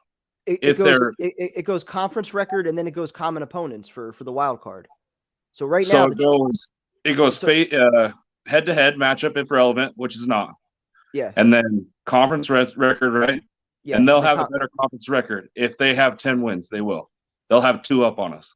Right now, they're 5-4 in the conference. Jets have 5 losses in the conference. So if one of their 3 losses, if one of their losses in the final 4 games, if they go 3-1, if one of them is to an AFC opponent, they got the Titans, the Colts, they'll have Broncos. If they 2 lose more 1 game. They have 3 AFC opponents. We only have 1. We only have 1. Not counting the Dolphins, because the Dolphins would be a winning in. But I'm saying if they lose 1 more AFC game, they would have 5 losses in the conference. Right now, the Jets have 5 losses in the conference. But they'll have 7 wins. And so would we. We won't have 6. If we win our last 2 conference games. Right. But he's saying going into the Miami game, so we would only have 6 yeah. at that point. Yeah. Okay. I get what you're saying. But if they win all 3 of theirs, then they have another one on us, right? But their schedule is easiest. Like win-wise, their schedule is the easiest. They're most likely to win out of those 4 teams. Probably. And I'm saying New England's not even going to be close to in it. Because New England's going to drop 2, guaranteed. I tend to think so. I thought they were going to lose last night. So it shows how much I know. That's what worries me. Right. Well, and then they should have lost last night. If Kyler Murray stays in, they would have lost. They should have lost to the Jets, too, a couple weeks ago. Right. And that's what screws us. But we have the tiebreaker over Miami. Like, all of it is us beating Miami. That's the most probable scenario unless we win out, which we beat them anyway. And that's why I think, though, if they go 2-1, as long as the Dolphins don't go 3-0, I mean, there's a good chance that you're playing for a playoff spot in that game. So that was my next point. So if assuming we don't win out, we have to have Miami lose 1 game before they play us. It's the only way. If they if they go 3-0, we can't pass them. I think Buffalo's going to smash them this weekend. They need to. Right. And if we tie with the Chargers, they win the tiebreaker. You're not really coming in with a lot of happy news, Blade. I'm just telling you, I broke it down. Let's recap, Blade. It's not definite that the Chargers would win a tiebreaker over us. Can we recap this phone call real quick? Yeah, it is. So he comes in telling us that Sauce is not going to be Defensive Rookie of the Year. Then he gives all this doom and gloom about the playoffs. What's next, Blade? It's going to snow the rest of the week. What else? Any other bad news you're going to give us right now? It's snowing every day here, but you probably is over there. I think that we're in. That's my opinion. You didn't ask me my opinion. Wait, look at this. This is what we deal with on this show. Tyrone comes in the chat and he goes, "It's me, Mr. Hollywood himself." Now he's he's self-proclaimed Hollywood. This shit we deal with on this show. So ridiculous. All right, so then Blade. So right now, in your gut, what do you think the Jets are going to have? Are they going to make the playoffs? I think they'll make the playoffs. I do. I think we're a seven seed. So at 10-6. I mean 10-7. 10-7. Yep, that's what I believe. I think we'll drop one, and then which one are they going to lose? Seattle. I think they're the best team on the schedule out of the three. That's my opinion. See, if they lose to Seattle, then I think you might be right that the Chargers would own the tiebreak. If the Jets beat Seattle and Jacksonville and they finish with the same conference record, which could still happen, I'm pretty sure we would own the tiebreak over the Chargers. So it's the same percentage, right? But they have one more win. It's just a different. Right now they do. Yeah. They both can finish 7-5 in the conference. But what if they beat all three of their AFC teams and drop their NFC team? Then they would win the tiebreak. Yes. Right. I'm saying that's the more probable one, right? I think they're going to beat the Rams. I think the Titans and Colts definitely have a chance to beat the Chargers. That's probably the two. I think the Colts will beat them. It's probably the two most likely. I don't think the Broncos are doing it. I don't think the Rams are doing it. I don't think the Colts are doing it, and I don't think the Titans are doing it the way they played Sunday. Titans are probably the best chance this Sunday. That's probably the best shot. I think that's the best chance. I just don't think they do. I think they're winning out and they're taking the 6th seed. Blade just my opinion. I'm gonna go home. I'm gonna log off this show later on. Be like, well, season's over. Blade convinced me everything sucks now. Thanks for calling it, man. Not over. The season goes through Miami. That's still Thanks true. for calling, man. We appreciate it. Yep. Thanks for having me on, boys. As long as the Patriots don't do shit. Have a good night, man. Yeah, as long as the Patriots stay out of the way. It should come down to Jets-Dolphins final week still. We got Joe Cat. What's up, man? What's up, fellas? How are you? Dude? How you doing, man? Same old shit. What are you doing? Again, first of all, didn't want to bother you with getting you guys on the show right away. That would look kind of cool.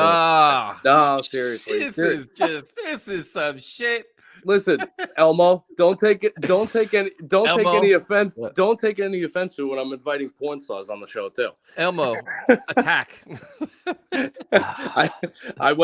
I didn't even who invited Dan did in Green Bean, right? That fucking guy's all over Twitter. That guy's holding people. Well, I mean, I don't blame Dan because Green Bean inspired him to do this, and he reached out to me and said, "You know what?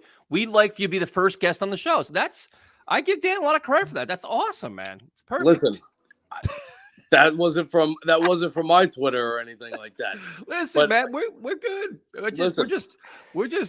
We're honest observers here, just enjoying things. Listen, you can't take it too seriously when I invite whoever it was, and then Lisa Ann. But all right. So this week's a tough game, boys. Seriously. So who would you guys prefer the Jets face in the wild card round? I just want to make the playoffs, dude. I don't give a fuck who we play. But so it's Bengals. I like the Ravens. Bengals, Ravens, those four. Chiefs, Give me the Ravens. Bills? Give me the Ravens again. I mean, Ravens would probably be the easiest one out of all three of those, you know. Then we get fucking torched. But I'm just saying that I think we can make it. But this game actually scares me the most out of all of them. Like 100%. Like this one in the Seattle game. Like the Miami one, I think they could pull it off, but I'm not confident in this one in Seattle. What scares you about this game?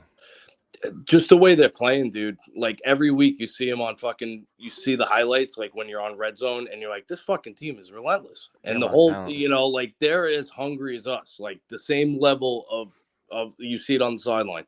Yeah. And it started with that Hard Knocks thing. So, and everyone's worried. Everyone's saying that, Detroit playing in the dome and then playing on the field. I think they're going to come and play hard. And this one's definitely the weirdest one because you don't really see them. You don't really see them they're an NFC team, so we don't. The thing about this game that kind of makes me a little bit nervous is just where a big game like this, it could come back to the play of the quarterback, and Goff's got a lot of experience, man. People like to shit on Goff, but he's playing well. He's got a playing lot like Tom Brady right now. Yeah, and if the weather's going to be like 40 degrees and sunny, it's not that he's playing in rain and snow, not like that. It's not going to be bad. Right. So there's going to be a lot of pressure on Mike White, man. They may have to score, say, 28 points, 24 points to win this game. And Trevor Lawrence, too, even the week after. Yep. Trevor Lawrence, ever since that drive in the Baltimore game, he's flipped the switch. Dude, catching both teams at the wrong time. 100%. I mean, this is we would have said that these were wins in the beginning of the year. Dude, we were all saying that the end of the Jets schedule was easy. Just get to the end of the schedule. We were saying that for months. Just get there. When we had 6 wins, right? We were saying 2 wins here and there, and right. The Patriot games really fucking kicked us in the ass, though. Oh, and the Viking game too, man. The Viking game. What did we have that at in the beginning of the year? Did we have that as a win or we had that as a loss? I think we had that as a win. It was mixed. It was mixed. I went 50-50 on that one because I think I put those on my list down as 2 losses from the Vikings and the Bills. But the Patriot games really set us back, dude. Big time. But I think honestly it's a shitty take, but I think we're gonna actually go 1-3 in the next 4.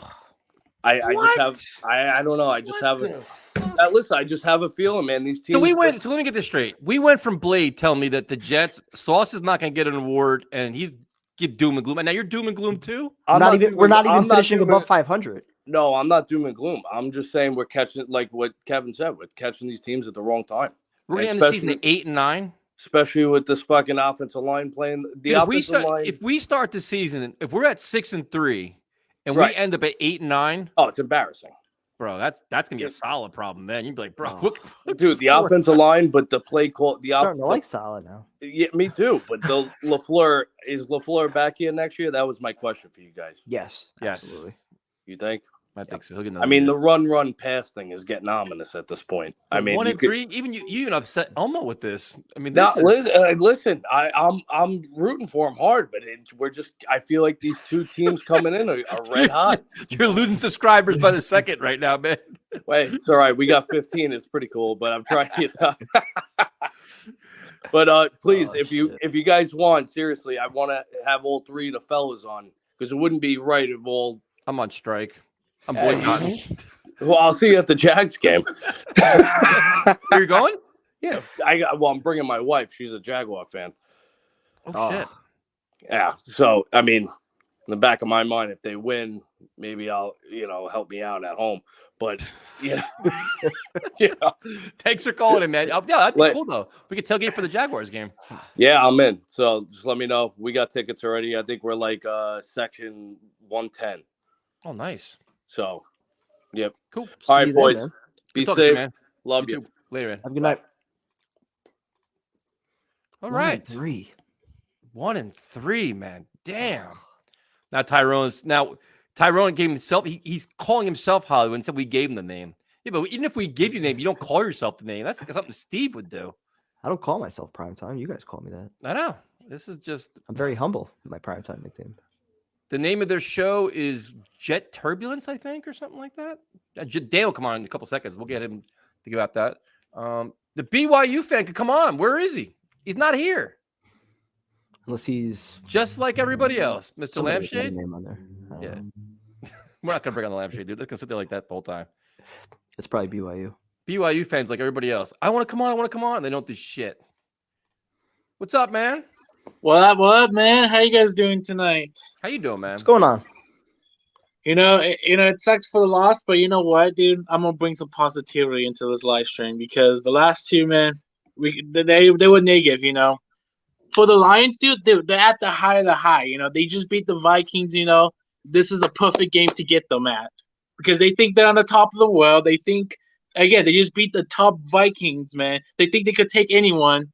And usually, if this was the Jets, yep, we may amend, so it's all good now.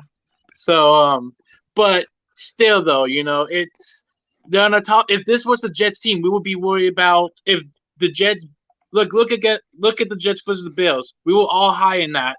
Next game, we lost. So this could easily be the exact same thing. People are saying we gained them the wrong time. So you think the Lions are coming in overconfident? They could be, it could be a possibility, a average team being a great team, dude. It's a huge thing, and so they might be overcome because of that.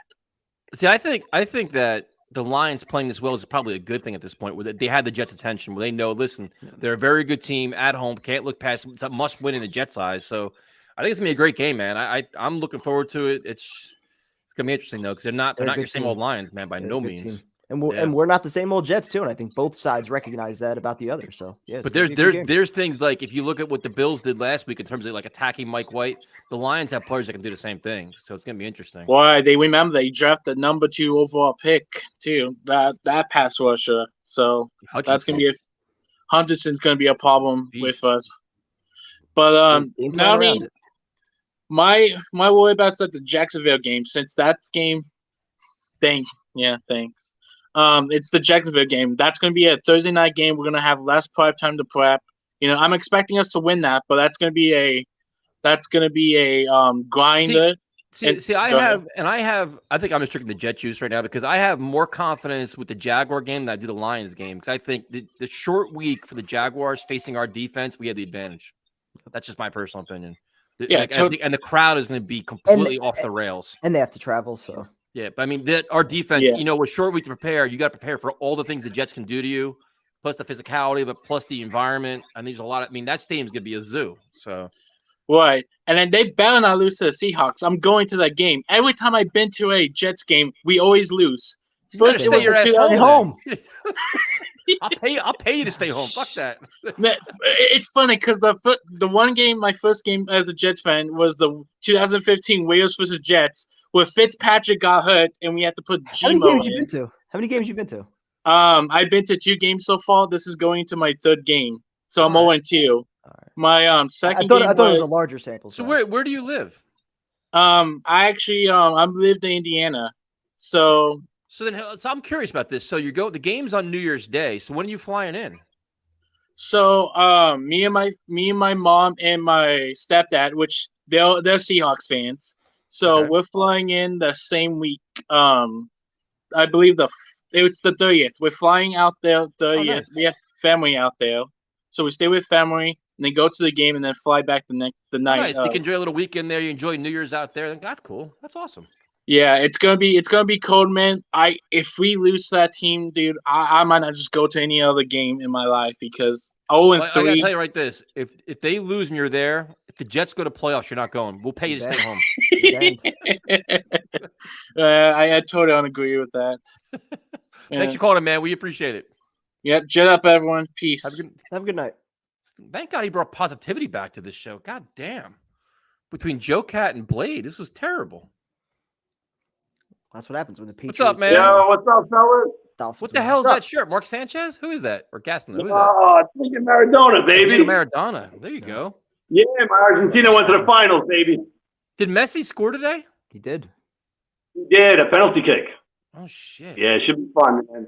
He's got fellas, how many goals does he have in the World Cup right now? Like 5 or some shit? I think he's got 5. He has the Argentina record. So what's up, Elmo? What's going on, baby?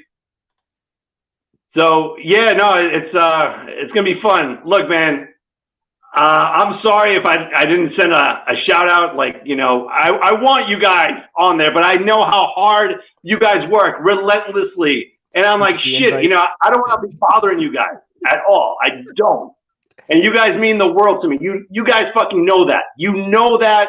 I've been with you guys forever. I just did not want to bother you, so. I'm sorry about that. I did not mean to we understand. Listen, we're big fans of Green Bean. I love Green Bean, man. Green Bean inspires me as well, man. I'm glad that you reached out to him. I think it's awesome. Right, Primetime? I like him. He's an inspiration, man. It's true. Just messing with you, dude. We don't care. We don't care at all, your balls. The minute we saw it, I'm like, especially with you, like, see, you and Joe Cat, unlike other people, can actually handle jokes and you can deal with all our bullshit. So it's cool. That's why we're busting your balls. But you have a serious problem though, because when your co-host says your team's gonna go 1-3, not good, man. Yeah. That's not good for business at all. You guys know that's where I defer. We're going 3-1, and we're going into the playoffs. That's what I'm looking at. And I don't know if you're gonna like this take. I think it's gonna be Zach Wilson leading us into the playoffs, and I'll tell you why. You got bruised ribs right there. You have a shitty offensive line there. I don't think Mike White is surviving this game, man. I don't think so. I think he's going to get hit. Him off the field.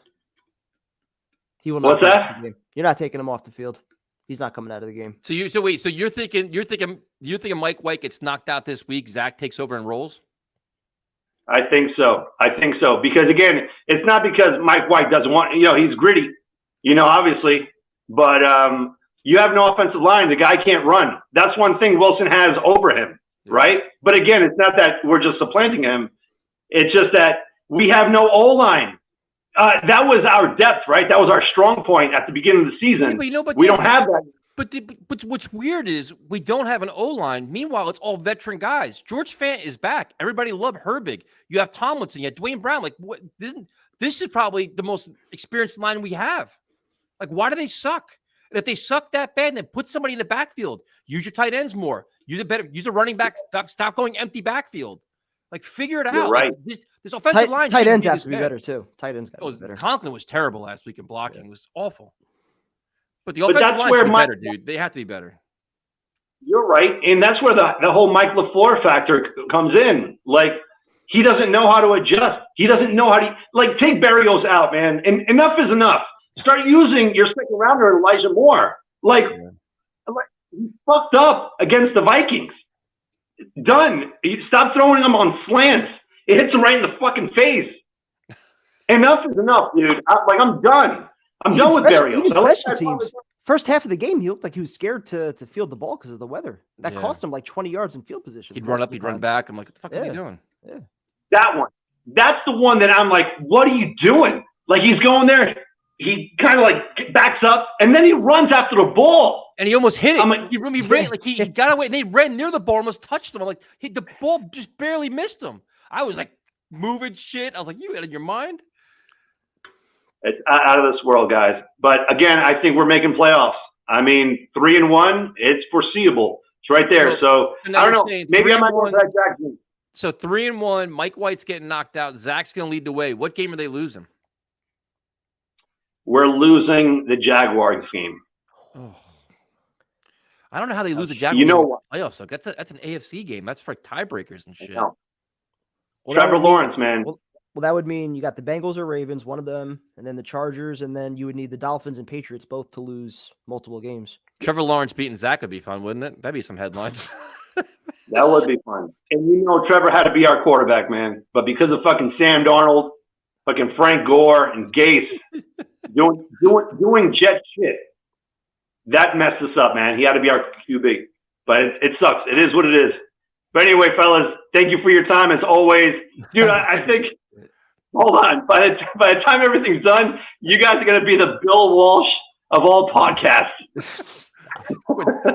Isn't he past? Is he still alive? I don't think so. I don't think so. No, just three. Just a little three. All right, man. Appreciate that, man. Thank you, dude. Have a good night, man. Have a good night. So to recap, Jets Turbulence show that just came on. Joe Cat has us going 1-3, not making the playoffs. And if we go 8-9, this show is going to be off the rails. I'm going to be angry as shit. Dan comes on and says Mike White's getting knocked out and Zach Wilson's leading us there. I don't know, dude. What happened to this show tonight? What's going on around We're going here? under 500 and we're losing our quarterback. Yo. What are we doing? This is Elmo's on. Does he? Oh, Elmo is one ticklish monster.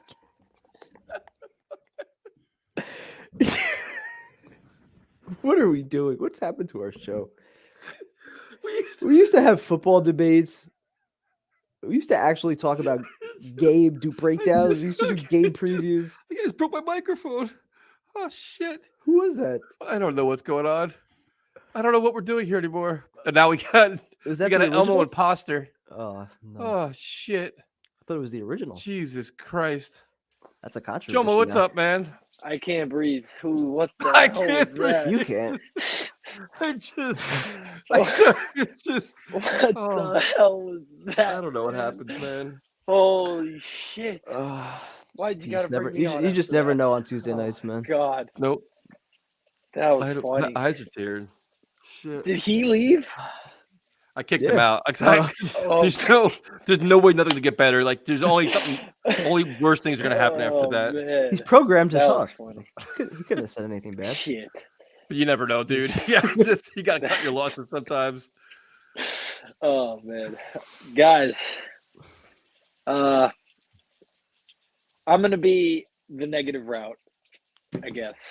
I'll try not to. This is why we can't do Tuesdays anymore. Did you say? I'll try not to be, but it's, dude. 1-3 after the bye is hard to deal with, especially being 6-3 before, going from 6-3 to 7-6, losing against 3 teams that are, in the hunt or in it. Obviously, we competed in all those games, and the Patriots game could have gone differently with a different quarterback. But it's fucked up to be in the situation where all the cards were on the table, and now I'm sitting here. Now I'm sitting here just thinking about what's going to happen with the Chargers and the Pats. It's fucked up. Why not? Here's an idea. I'm going to give you advice, man. It's What's December 13th. We're entering the holiday season, Christmas, New Year's. You just embrace positivity, embrace happiness, think happy thoughts, think good thoughts, think winning. Don't go down this negative path, man. I'll try not to. But if we take care of our business, everything else is going to sort itself out. I think we have favorable matchups. I think these next few games, we're definitely looking. I mean, we're clearly the better team. If the Jets, keep in mind, if the Jets lose, I can't go down to Miami and party with you, dude. So you got. That's what I'm saying, dude. Like, what the fuck? Is it raining? No, man. I think these next 3 games, and even the 4th game, rain's going crazy right now. But they are. Each one is a playoff game, dude. Each one, and it's fucked up. Mike White with the ribs, dude. That kid has guts. Yeah, he does. If anything, this year we found our quarterback, and I've been having this debate with quite a few people. You guys were talking about it earlier. Like, how much do you pay the kid? If he even gets you to the dance, it's going to be $20 million per, or you franchise him, it's going to be one of the two. I mean, this is a business world in the NFL nowadays. You think a team's going to offer him $20 million a year over how many years? Oh yeah. I think a lot of teams would offer him that. I mean, he is playing some great football, man. I mean, he's playing great football. I think we got to get to that point first. He's got to win 3 of the next 4 games, make the playoffs, have a run, next games, obviously. He's playing solid, but if he goes in that kind of run, gets his team in the playoffs, then you got to say, okay, you obviously got to bring him back at what price and all that stuff. But I mean, let's get there first, because you went from them not making the playoffs to give him a new contract. If this team doesn't make the playoffs, I'm gonna have questions for everybody. That's coach, true. the quarterback, and everybody else. Complete collapse after the second half of the season if we don't make it. But like I said, we got some favorable matchups coming up, man. I think all around we're much better than each one of these teams, Miami included. These are all games that we should win. And if we're all being honest here, the Jets have won all of those games this year. The games that they should have won, they did win. We went into Denver. Well, they're underdogs this game. That helps. 1 point. Somehow they're underdogs. There it is. We got it. The lights go out. It's perfect. Somehow they're underdogs. I don't understand that one. I think the hype around the Lions is just a little ridiculous because they beat the Vikings. They're playing well, man. We didn't beat the Vikings. Sure, they're playing well, but I don't know. They allow so many points, man. Every game's a shootout. And you don't get into those games with the Jets. That doesn't happen. Hasn't happened a single time this season. So if it happens Sunday, I'd be shocked. But going up against defense like ours, I don't think they stand a chance. But dude, crazy to think that we're 7-6, before the season coming in. You never expected this. We're at where we're at now, and dude, we got to run the table. I think we got to run the table. I don't think to me, it's like a disappointing 7-6. Like, I'm happy that we're here. It is. But the back-to-back losses the last couple of weeks, the loss to the Patriots, you're just like, it's a young team, everything else. I get all that, but like, if you're focused on where they were at 6-3, then yeah, you're definitely disappointed. If you're looking back to August and hoping to see building blocks and progress and things like that, you're probably going to look back when we were 6-3. What did everybody say? The expectations for this team have changed. 6-3, you said we got to make the playoffs. That's what we've all said that. And since then, they've won one game. It's a good learning experience. I mean, in complete fairness, they were in it these last 2 weeks. They were in these games. They didn't falter. They kept biting back, but can't make those mistakes. That MC fumble really that was the nail in the coffin there. No, Derek, no disrespect, but for when we were at 6 wins, everybody was saying the end of the schedule is easy. Jaguars easy win. The Lions suck. This, that, everything else.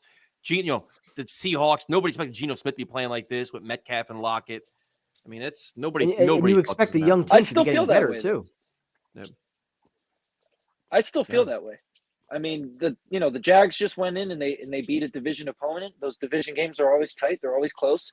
The Jags have been competitive all season. Yes, got to give them credit. The Lions. Football, man. I mean, I don't know. Like I have a lot of faith in this team. I think this team is kick ass. I mean, we're what's the one of the 4 games left? What one scares you the most? Probably Seattle, just because we're on the road, West Coast. And I could see that they have playoff implications. Beating the Lions, Jaguars, and laying an egg in Seattle. You can kind of see that. But that's the letdown game before Miami. Yep. And if we talk about got to get 10 wins, that is the one that you can give up because it's an out of conference game.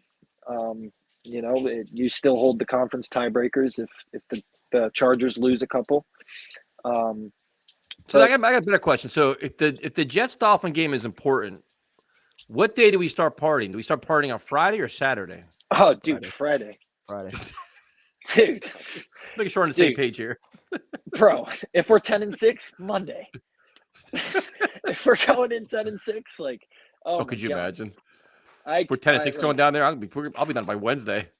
Bro, I will be so obnoxious if we're 10-6 going into that fucking stadium. Oh my god, it will be I'll be raising hell. We'll be awful. Joe, thanks for calling, man. We appreciate it. Thank you, guys. Try to lift my spirits up a little bit, but let's go. Come on, man. We got you smiling, talking about 10-6 right now. I think we'll get there, but let's get there. You didn't 3 minutes ago. Talk to you later, man. That was a waffle. He did. He waffled. What has happened to our callers? I don't know. All this negativity. I don't get it. 1-3. I'm feeling good. We got 4 games and a chance to make a run here. Fucking who started the Blade started it, right? Who started this negativity? It was Blade and then Joe Cad and then Dan and now Jomo. Jesus Christ, 4 in a row. God damn. What's up, man? What's going on, fellas? Hey, what's up, dude? Look at that shirt. Yeah, I know. I like it. Thank you so much. I always love supporting the cause. So we appreciate it, man, for sure. So the reason I asked primetime where you're tailgating is because I'm going to the game on Sunday. So there you go. I don't know if you're doing a meetup or anything like that, but haven't figured that out yet. But I'll definitely post something. We just gotta hide it from Steve. Yeah, he'll direct message him on Twitter. All right.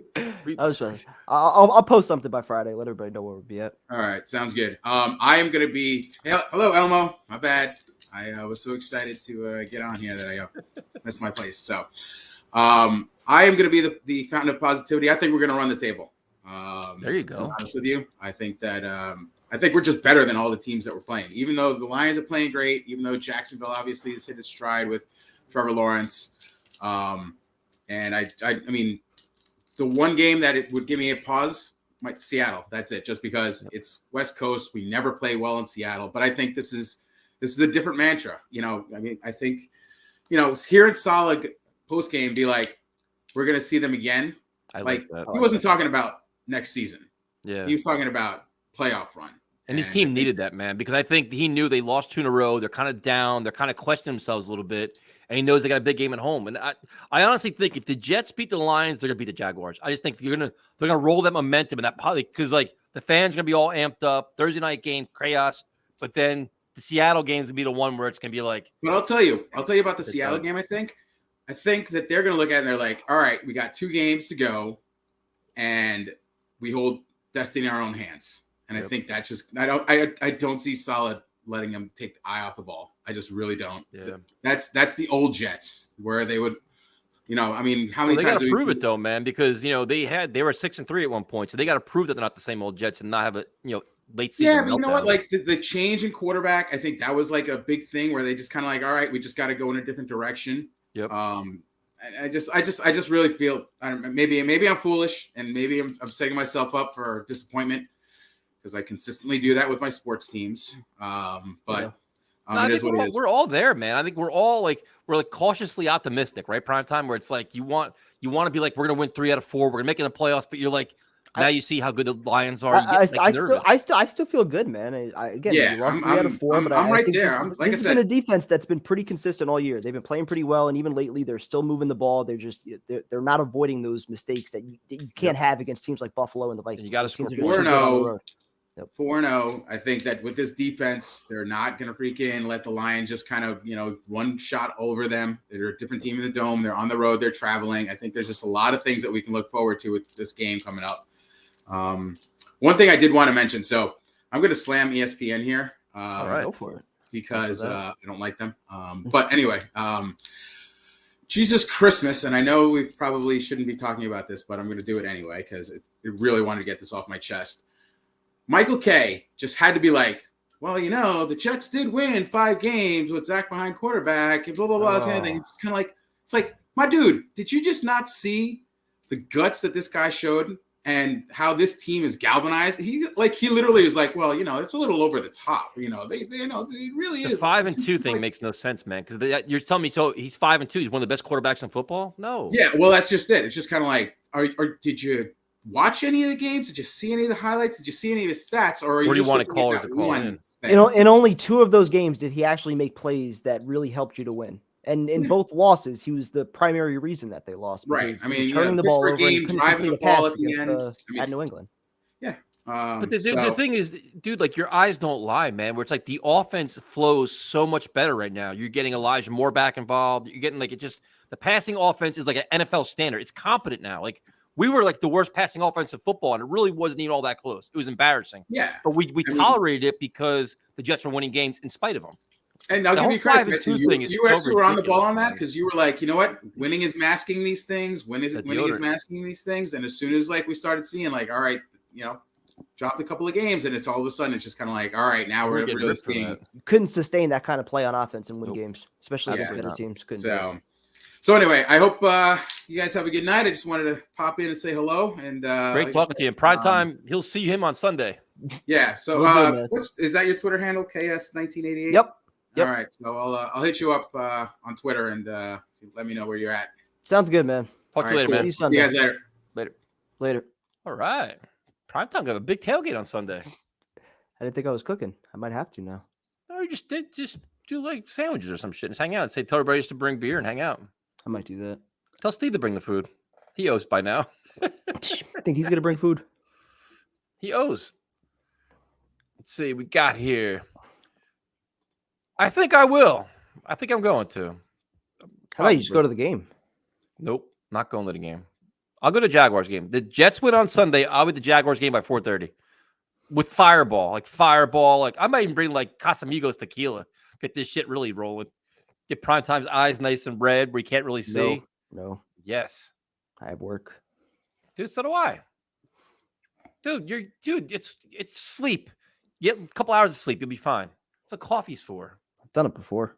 Exactly. Don't give me your excuses. Done it straight from Buffalo, straight from Cleveland. I got you, balls. Don't worry about it.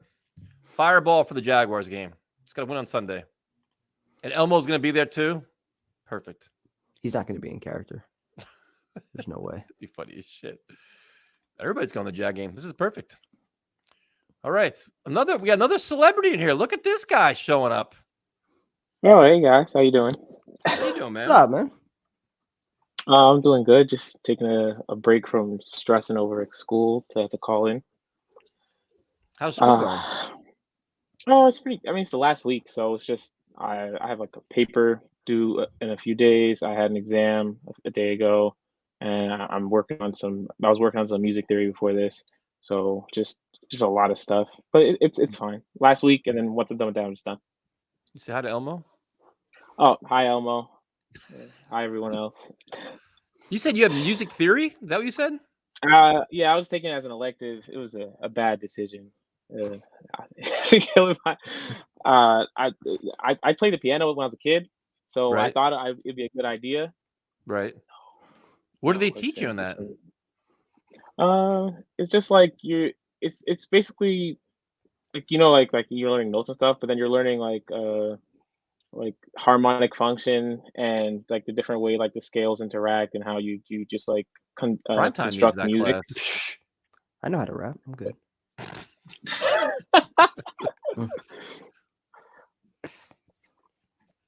So cool. Well, that's good that you're doing well, though. It's keeping you busy, keeping you vibrant. It's good. Stressful, but it is what it is. Yeah, just gotta power through. So what are your thoughts on this team, man? You got 4 games left. Are you doom and gloom, or are you more positive than primetime is? I feel like I'm kind of like even keel on everything. That's not positive. No. I'm just. So you're saying 2 and 2 is what you're saying? No. I expect the wins at this point. Like I expect it. I'm just hoping this team doesn't let us down.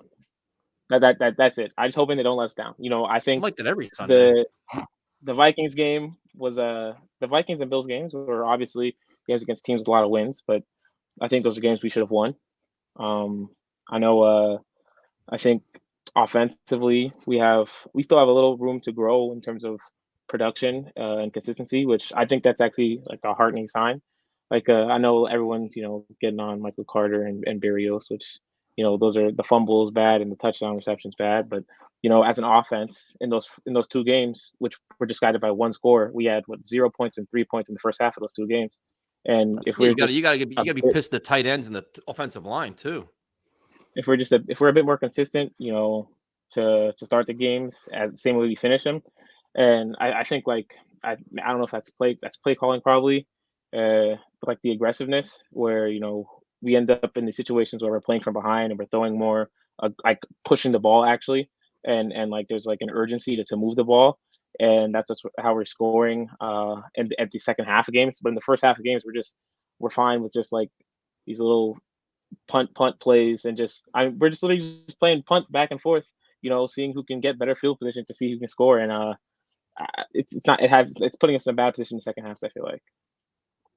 So fair enough. I think the team has room to grow in that aspect, and I want to see us, because literally we put up 7 points, 3 points, and 10 points in those first halves. We were winning those games. Yep. Our defense has been playing from.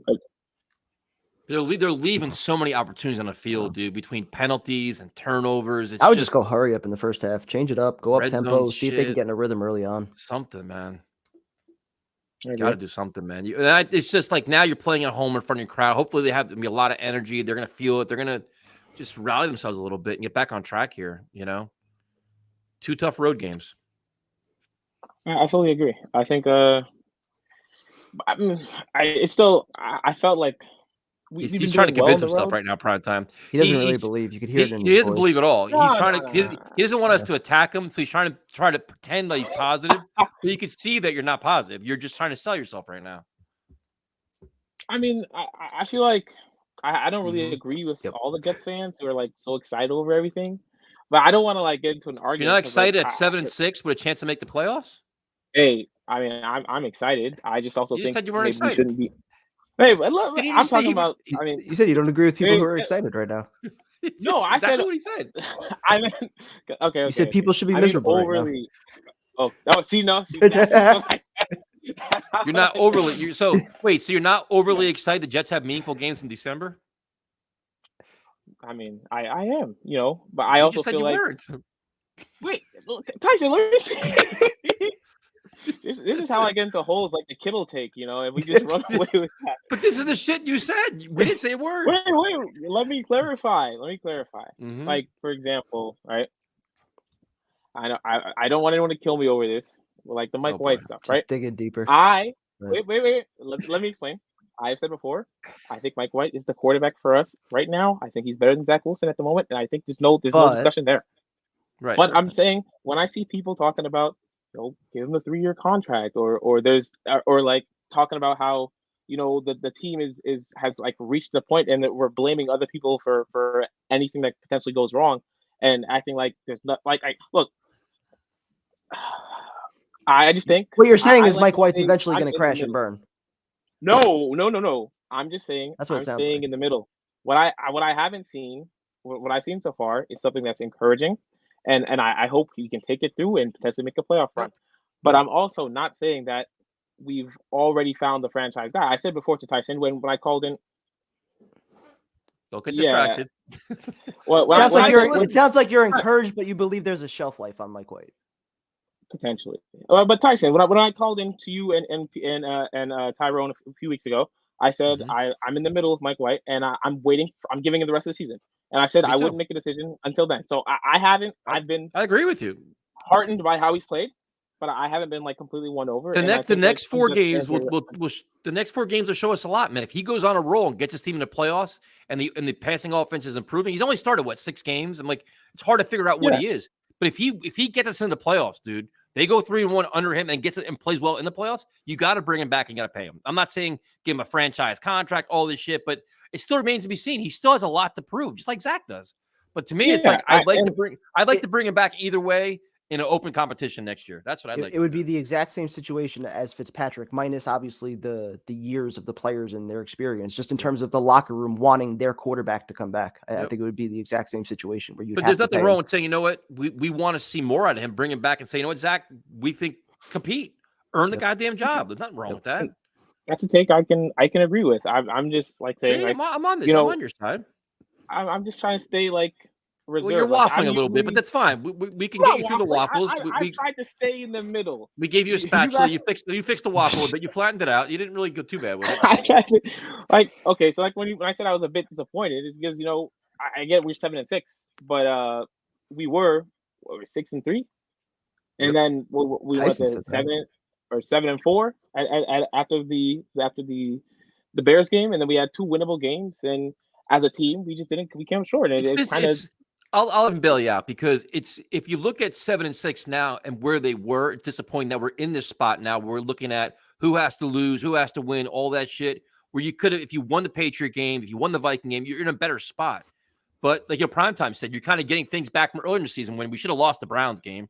So it kind of equaled out now. But now it's like you have 4 games. Like give us your best. Like don't if they go 1-3 in the next 4 games, that's gonna be a huge problem, man. That's gonna be unacceptable. You can't go from 6-3 to 8-9. That's awful. That's the same old Jets kind of ending to a season. So, but I think we've seen, but they have so much talent, dude. Like the Garrett Wilsons, the Elijah Moore, all these guys in the defense. They have too much talent to fall apart. I think so. Yeah, I think like before I got the Jaguars tickets, I was talking to some of my friends and my family members. I'm like, maybe I should hold off on this Jags game because who knows? We make a run, win a few games. We might have a home game at MetLife. And from going from that, like obviously that was a crazy hypothetical. But going from that to sitting there like, can we fight to get the 7th? Obviously, from before the season, that we're looking at it's a great thing. But from where we were, it's kind of. Look at this guy. I'll agree with that. This is now. See, the third amigo has a night off. So now he's figured out how to go in the chat and do things. And now he's like, do we need a new song? You know what we need? We need those little fancy ass sweatshirts you're wearing that you promised us for 3 fucking months. How about that? Do you know what he's gonna do? Do we need a new song? Everybody, yeah, let's get a new song. All right, Tyson and Kevin, you guys go take care of it. I'll sit back and just enjoy it. I thought he was volunteering to create the new song for us. Do we need a new song? That's a really good idea. He'll go all the hype and he'll back up. Yeah, you guys got it. Take care, man. I'll just sit back and I'll enjoy it. We could do a duet. Me and Tyrone. You should make a rap for the show, honestly. I'll do it. Like the first take had like a rap as the intro or whatever. I can create a rap, throw a beat in the background. So I got my question for you is who's the number 2 quarterback on Sunday? I don't want to start controversy, but I think in terms of like looking at the best for the team, it's got to be Zach Wilson. I'd rather put Trevor out there before you put Flacco back in. I agree. Honestly. It's got to be Zach, dude. If they don't make Zach the backup quarterback tomorrow, there's a legitimate problem. Like they think that lowly of him that they're going to put your playoff hopes in a line of Flacco because Mike White's obviously hurt. So you're gonna say, you know what, Flacco's our guy. That's I think like my video will be out. Three quarterbacks active. Dude, if the press conference is at 3:30 and they say Flacco, my video will be done at 3:32. I remember there was a conversation on one of those like ESPN shows, which I don't really watch it often, but I had on in the background, and they're arguing over saying like, how come they haven't committed to Mike White fully as a starter? And the one guy was saying that the reason that Saleh is saying, we'll see Zach again. I think we'll see Zach again because he still has been saying that. He said the reason you say that is so that Zach hasn't checked out mentally for the season. Yeah, of course. Right? Keep Because motivated. if something happens to Mike White, keep White motivated too. You need Zach in, and you keep White motivated. You're not going to take Mike White out. But if Zach's going to practice thinking, I'm not going to play again, I'm not going to see the field again, he's not going to really try to improve right now. He's going to be just like whatever, fuck it. So now we get the situation where we potentially might need him. I think all that Saleh's been doing, trying to build his confidence back up, might have helped. But hopefully we don't ever get to that situation because I'm not wishing injury on any of our players. Good call tonight, man. I'm see that you rallied a little bit. You came back like Mike White did. You did good. I like the Jets. Second half call. Have a good night, man. Thank you. Have a nice night, guys. Good talking to you next week. So now what's Tyrone saying now? I have to see if we have any hoodies left. What? Come on, bro. So wait. I didn't get any. So wait, does that mean that was he selling them on the side for himself? He had a little side business like that? So making money off our logo. If we have any hoodies left, who's we? You have an Enterprise over there? Like what? What's going on? He's got an underground Let's Talk Jets hoodie business going on. Yeah, like we haven't gotten anything in a year.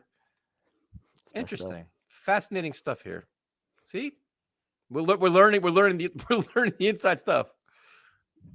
All right, what's up, Charles? Hello, everybody. Kevin, Tyson, Elmo. I remembered to not forgot Elmo. There you go. Cookie Monster, Big Bird, Christy, Balls. The gang's all here. Last time I was here, Balls asked me, I don't get a shout out, Charles. So that's awesome. How you doing, man? I'm doing good, man. I said you in the chat that I will bring some positivity into the stream once you bring me onward. So there you go.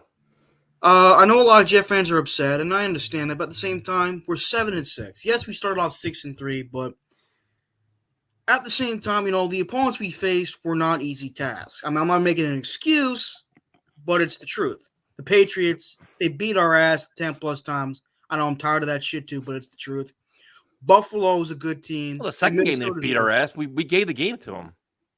It was 3-3. In the past 10 plus times. Oh yeah, that's true. And obviously Detroit. I've been very impressed with Detroit this overall this season. They're playing with a lot of fight. Dan Campbell has really coached that team up very well. And people forgot he had a rough year too last year, not just Robert Saleh. He had a rough start to this year. Shit, they were ready to run him out of town earlier this season.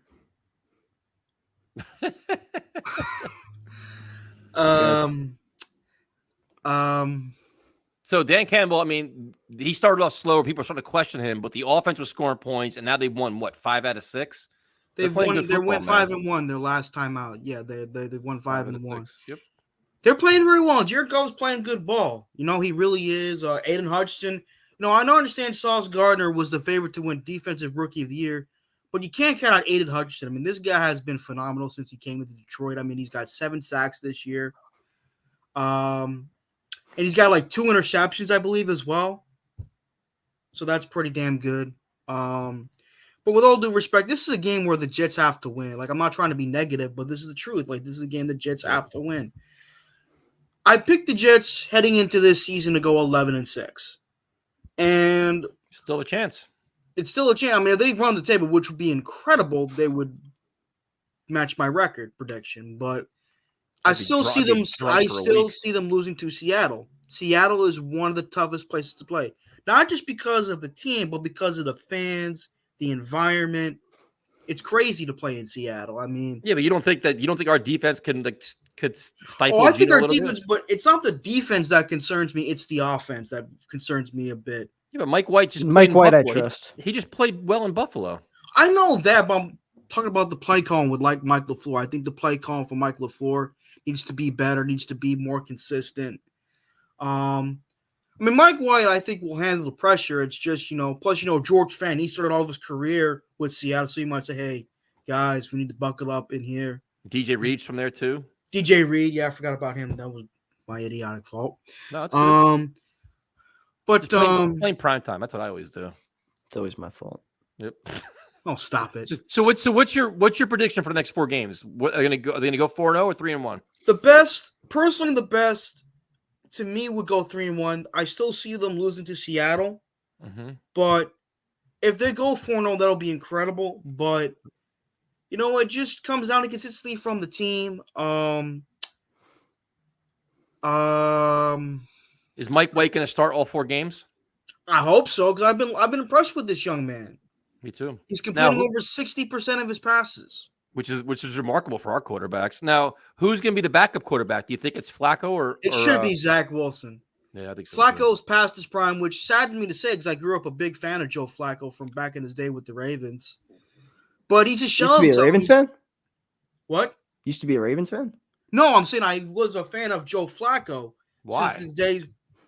I can't like other players now. Is that a rule or something? No, it's just of all the quarterbacks in the NFL to say I like Joe Flacco. I'm just because he had an incredible run in the playoffs. I'm just wondering why you liked him.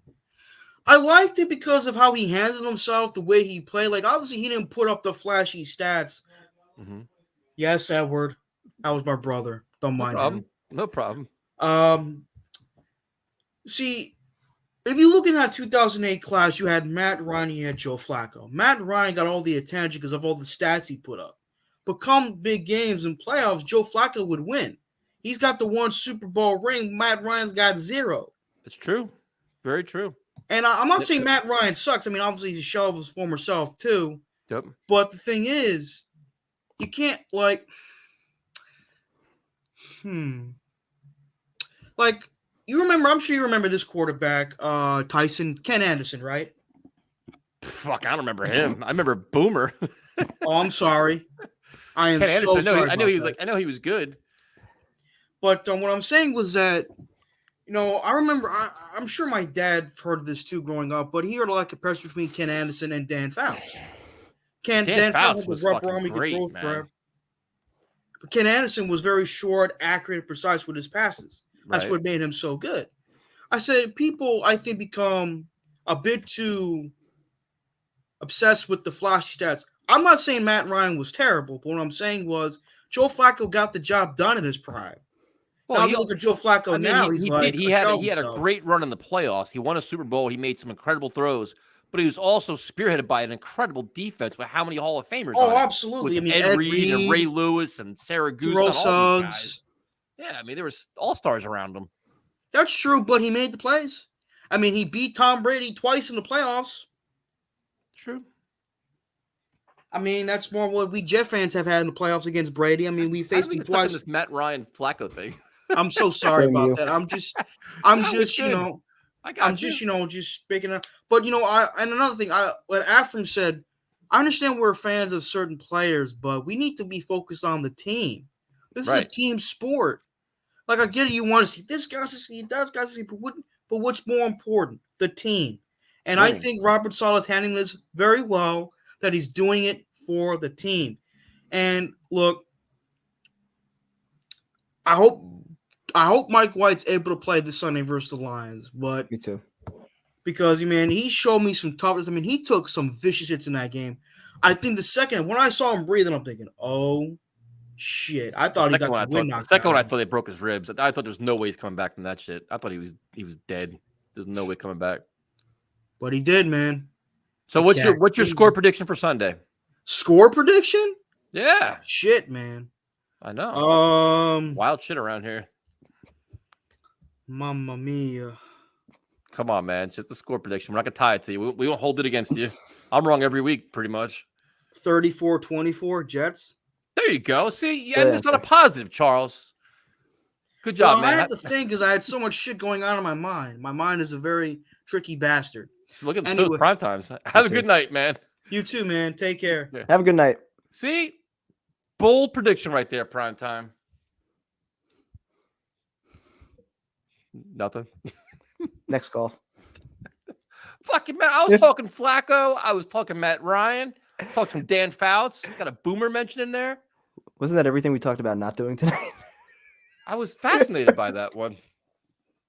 It's the rabbit holes, man. You go down rabbit holes. I get it. I do that shit on YouTube too, man. So let's go, Jose.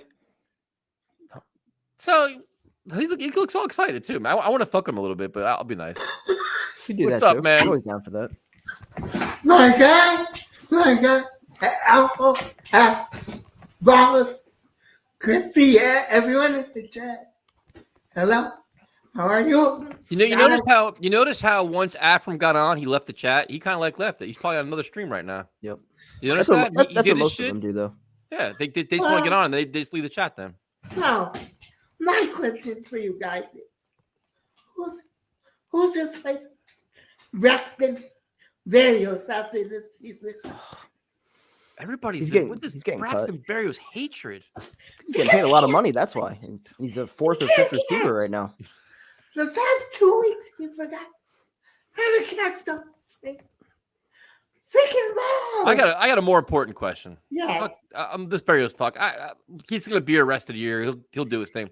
What was it like having Hollywood Tyrone on your channel? It was fun. No, but just be honest. We're talking amongst friends here. Was he a little bit too much, or was it a good conversation? No, he was great.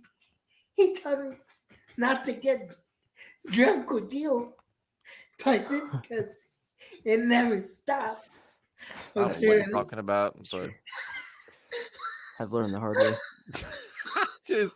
I don't know what anybody's talking about right now. PT, what do you think? I completely echo what Tyrone said. Okay. That's not even my fault. Primetime doesn't remember half of Charlotte. That's not my fault. That is your fault. That's Tyrone's fault because everyone bought a shot 6 hours late. Then Tyrone got there 6 hours late, and everyone bought a shots again because they felt they had to buy one for Tyrone. That was the problem. Tyrone got to the stream 3 hours late. That's true. That's not surprising at all. We had a party at 4 o'clock. He came at 9. What do you expect from us? No, You can't be responsible then. On my stream on Thursday, he got there 3 hours late. What? It's the third quarter.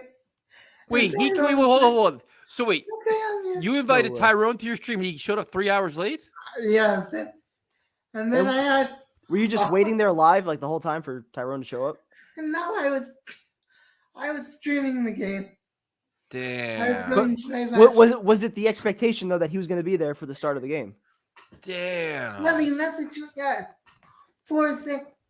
Are you ready? I'm like, no, the game doesn't start till 5. Damn, Tyrone doing that kind of stuff? Wow. But then it took me a while to put the link to the stream up. No, that happens. Because technology hates me, but hates me too, man. Yeah. So Tyrone, so now after he made you wait 3 hours, I'm sure you're expecting an excellent like interview and conversation. It was, Did that actually happen, or were you disappointed? No, it was. It really was. No, but so if you had to rank Tyrone amongst all the guests you've had, where does he rank? Thursday high, PT and Darren. He's behind PT and Darren. Well, how many guests have you had? 2? I'm like kidding. Actually, 5th, because I forgot the female from the UK. So is the female from the UK better than Tyrone or no? Yes. She's better too? So now Tyrone's 4th. Oof. Yes. That's some impression he left. No offense, Tyrone, but Not great. No great. offense, Tyrone, but Primetime Room to improve. Darren and the girl from the UK were better than the you. girl from the UK. Not exactly a ringing endorsement right there. The girl from the UK is something else. Can I show you guys something real quick? Sure. Go for it. Is it Elmo's sister? No. It's my new logo. Oh, Look at you all fancy. That is dope. Damn. We don't got nothing like that. So, We suck. with that, back to Jets. I see them ending the season. I think Jose's show is fire when you're not on it. You probably lost some subscribers. You're the 4th best guest. Damn. Thank you. 4th best. Back funny. Do you want me to be honest? Yes, of course. Honesty is very important here. Or do you want me to bullshit people? No, no, because you know it's funny, Jose, because we hear two sides of the story. Tyrone tells us, he's like, "Yo, bro, I killed that interview. It was awesome. I did this, I did that." Yeah. Then we talk to you, and we get the opposite. We believe you over him, so he lied to us. He killed it, but he was late. He was late, but he killed it. Didn't include that part. No, he didn't include that part. We have like strict rules around here. We're always on time, if not early, not late. So I had 2 out of the 3, amigo. Yep. Tyson, I charge. how much? I'll come on Seahawks week. Jets Seahawks week. I'm coming on. We're gonna talk some serious shit. Oh yeah. And I'll be on time, I promise. All right. So my prediction for the next 4 weeks is the Jets go 3-1. Guess what the one loss is? Seattle. Yes. I'd probably sign up for that if I had to. Me too. And all of Seattle is going to be rooting on the Jets on Sunday to eliminate the Lions from playoff contention. Yep. So go Jets on Sunday. Try to help you out. Yep. They're gonna bury your dreams when we beat you guys. We'll see. Just so you know, Jose, when I come on Jets Seattle preview, it's not gonna be. I'm not gonna be friendly at all. We're gonna go at it. Good talking to you guys. Have a great night, man. You too, man. Good talking to you, bro. Have a good night, guys. Love you guys. Love you too, man. Love you, man. So now we got the dirt on Tyrone. That's disappointing, prime time. 3 hours, bro. 3 hours late. And then he's like the 4th best guest he's ever had. The 4th best. And usually, like, if you're like the last guest, you're like, recent memory, like, oh, it was so great. It was so awesome. He didn't leave that impression. I mean, I was pretty damn good. So he said right off the bat. That's a tough act to follow. So I totally understand that. Damn. Not good. 3 hours late. I mean, that 3 hours late. That puts the negative thought in his head already. So yeah, now I'd be like, you know what? I'm too busy. I wouldn't brought him on. I'm like, yeah, I'm good, man. Yeah. Or you keep him on hold for like 20 minutes, like let him wait and don't bring him on. All right. Well, we finished this up. Not too bad. Thank you guys for joining us. Maybe we'll do one on Friday. Should we do a Jets Lions preview show? I'm in. All right, cool. Thank you guys for joining us, and we'll talk to you later. Have a good night.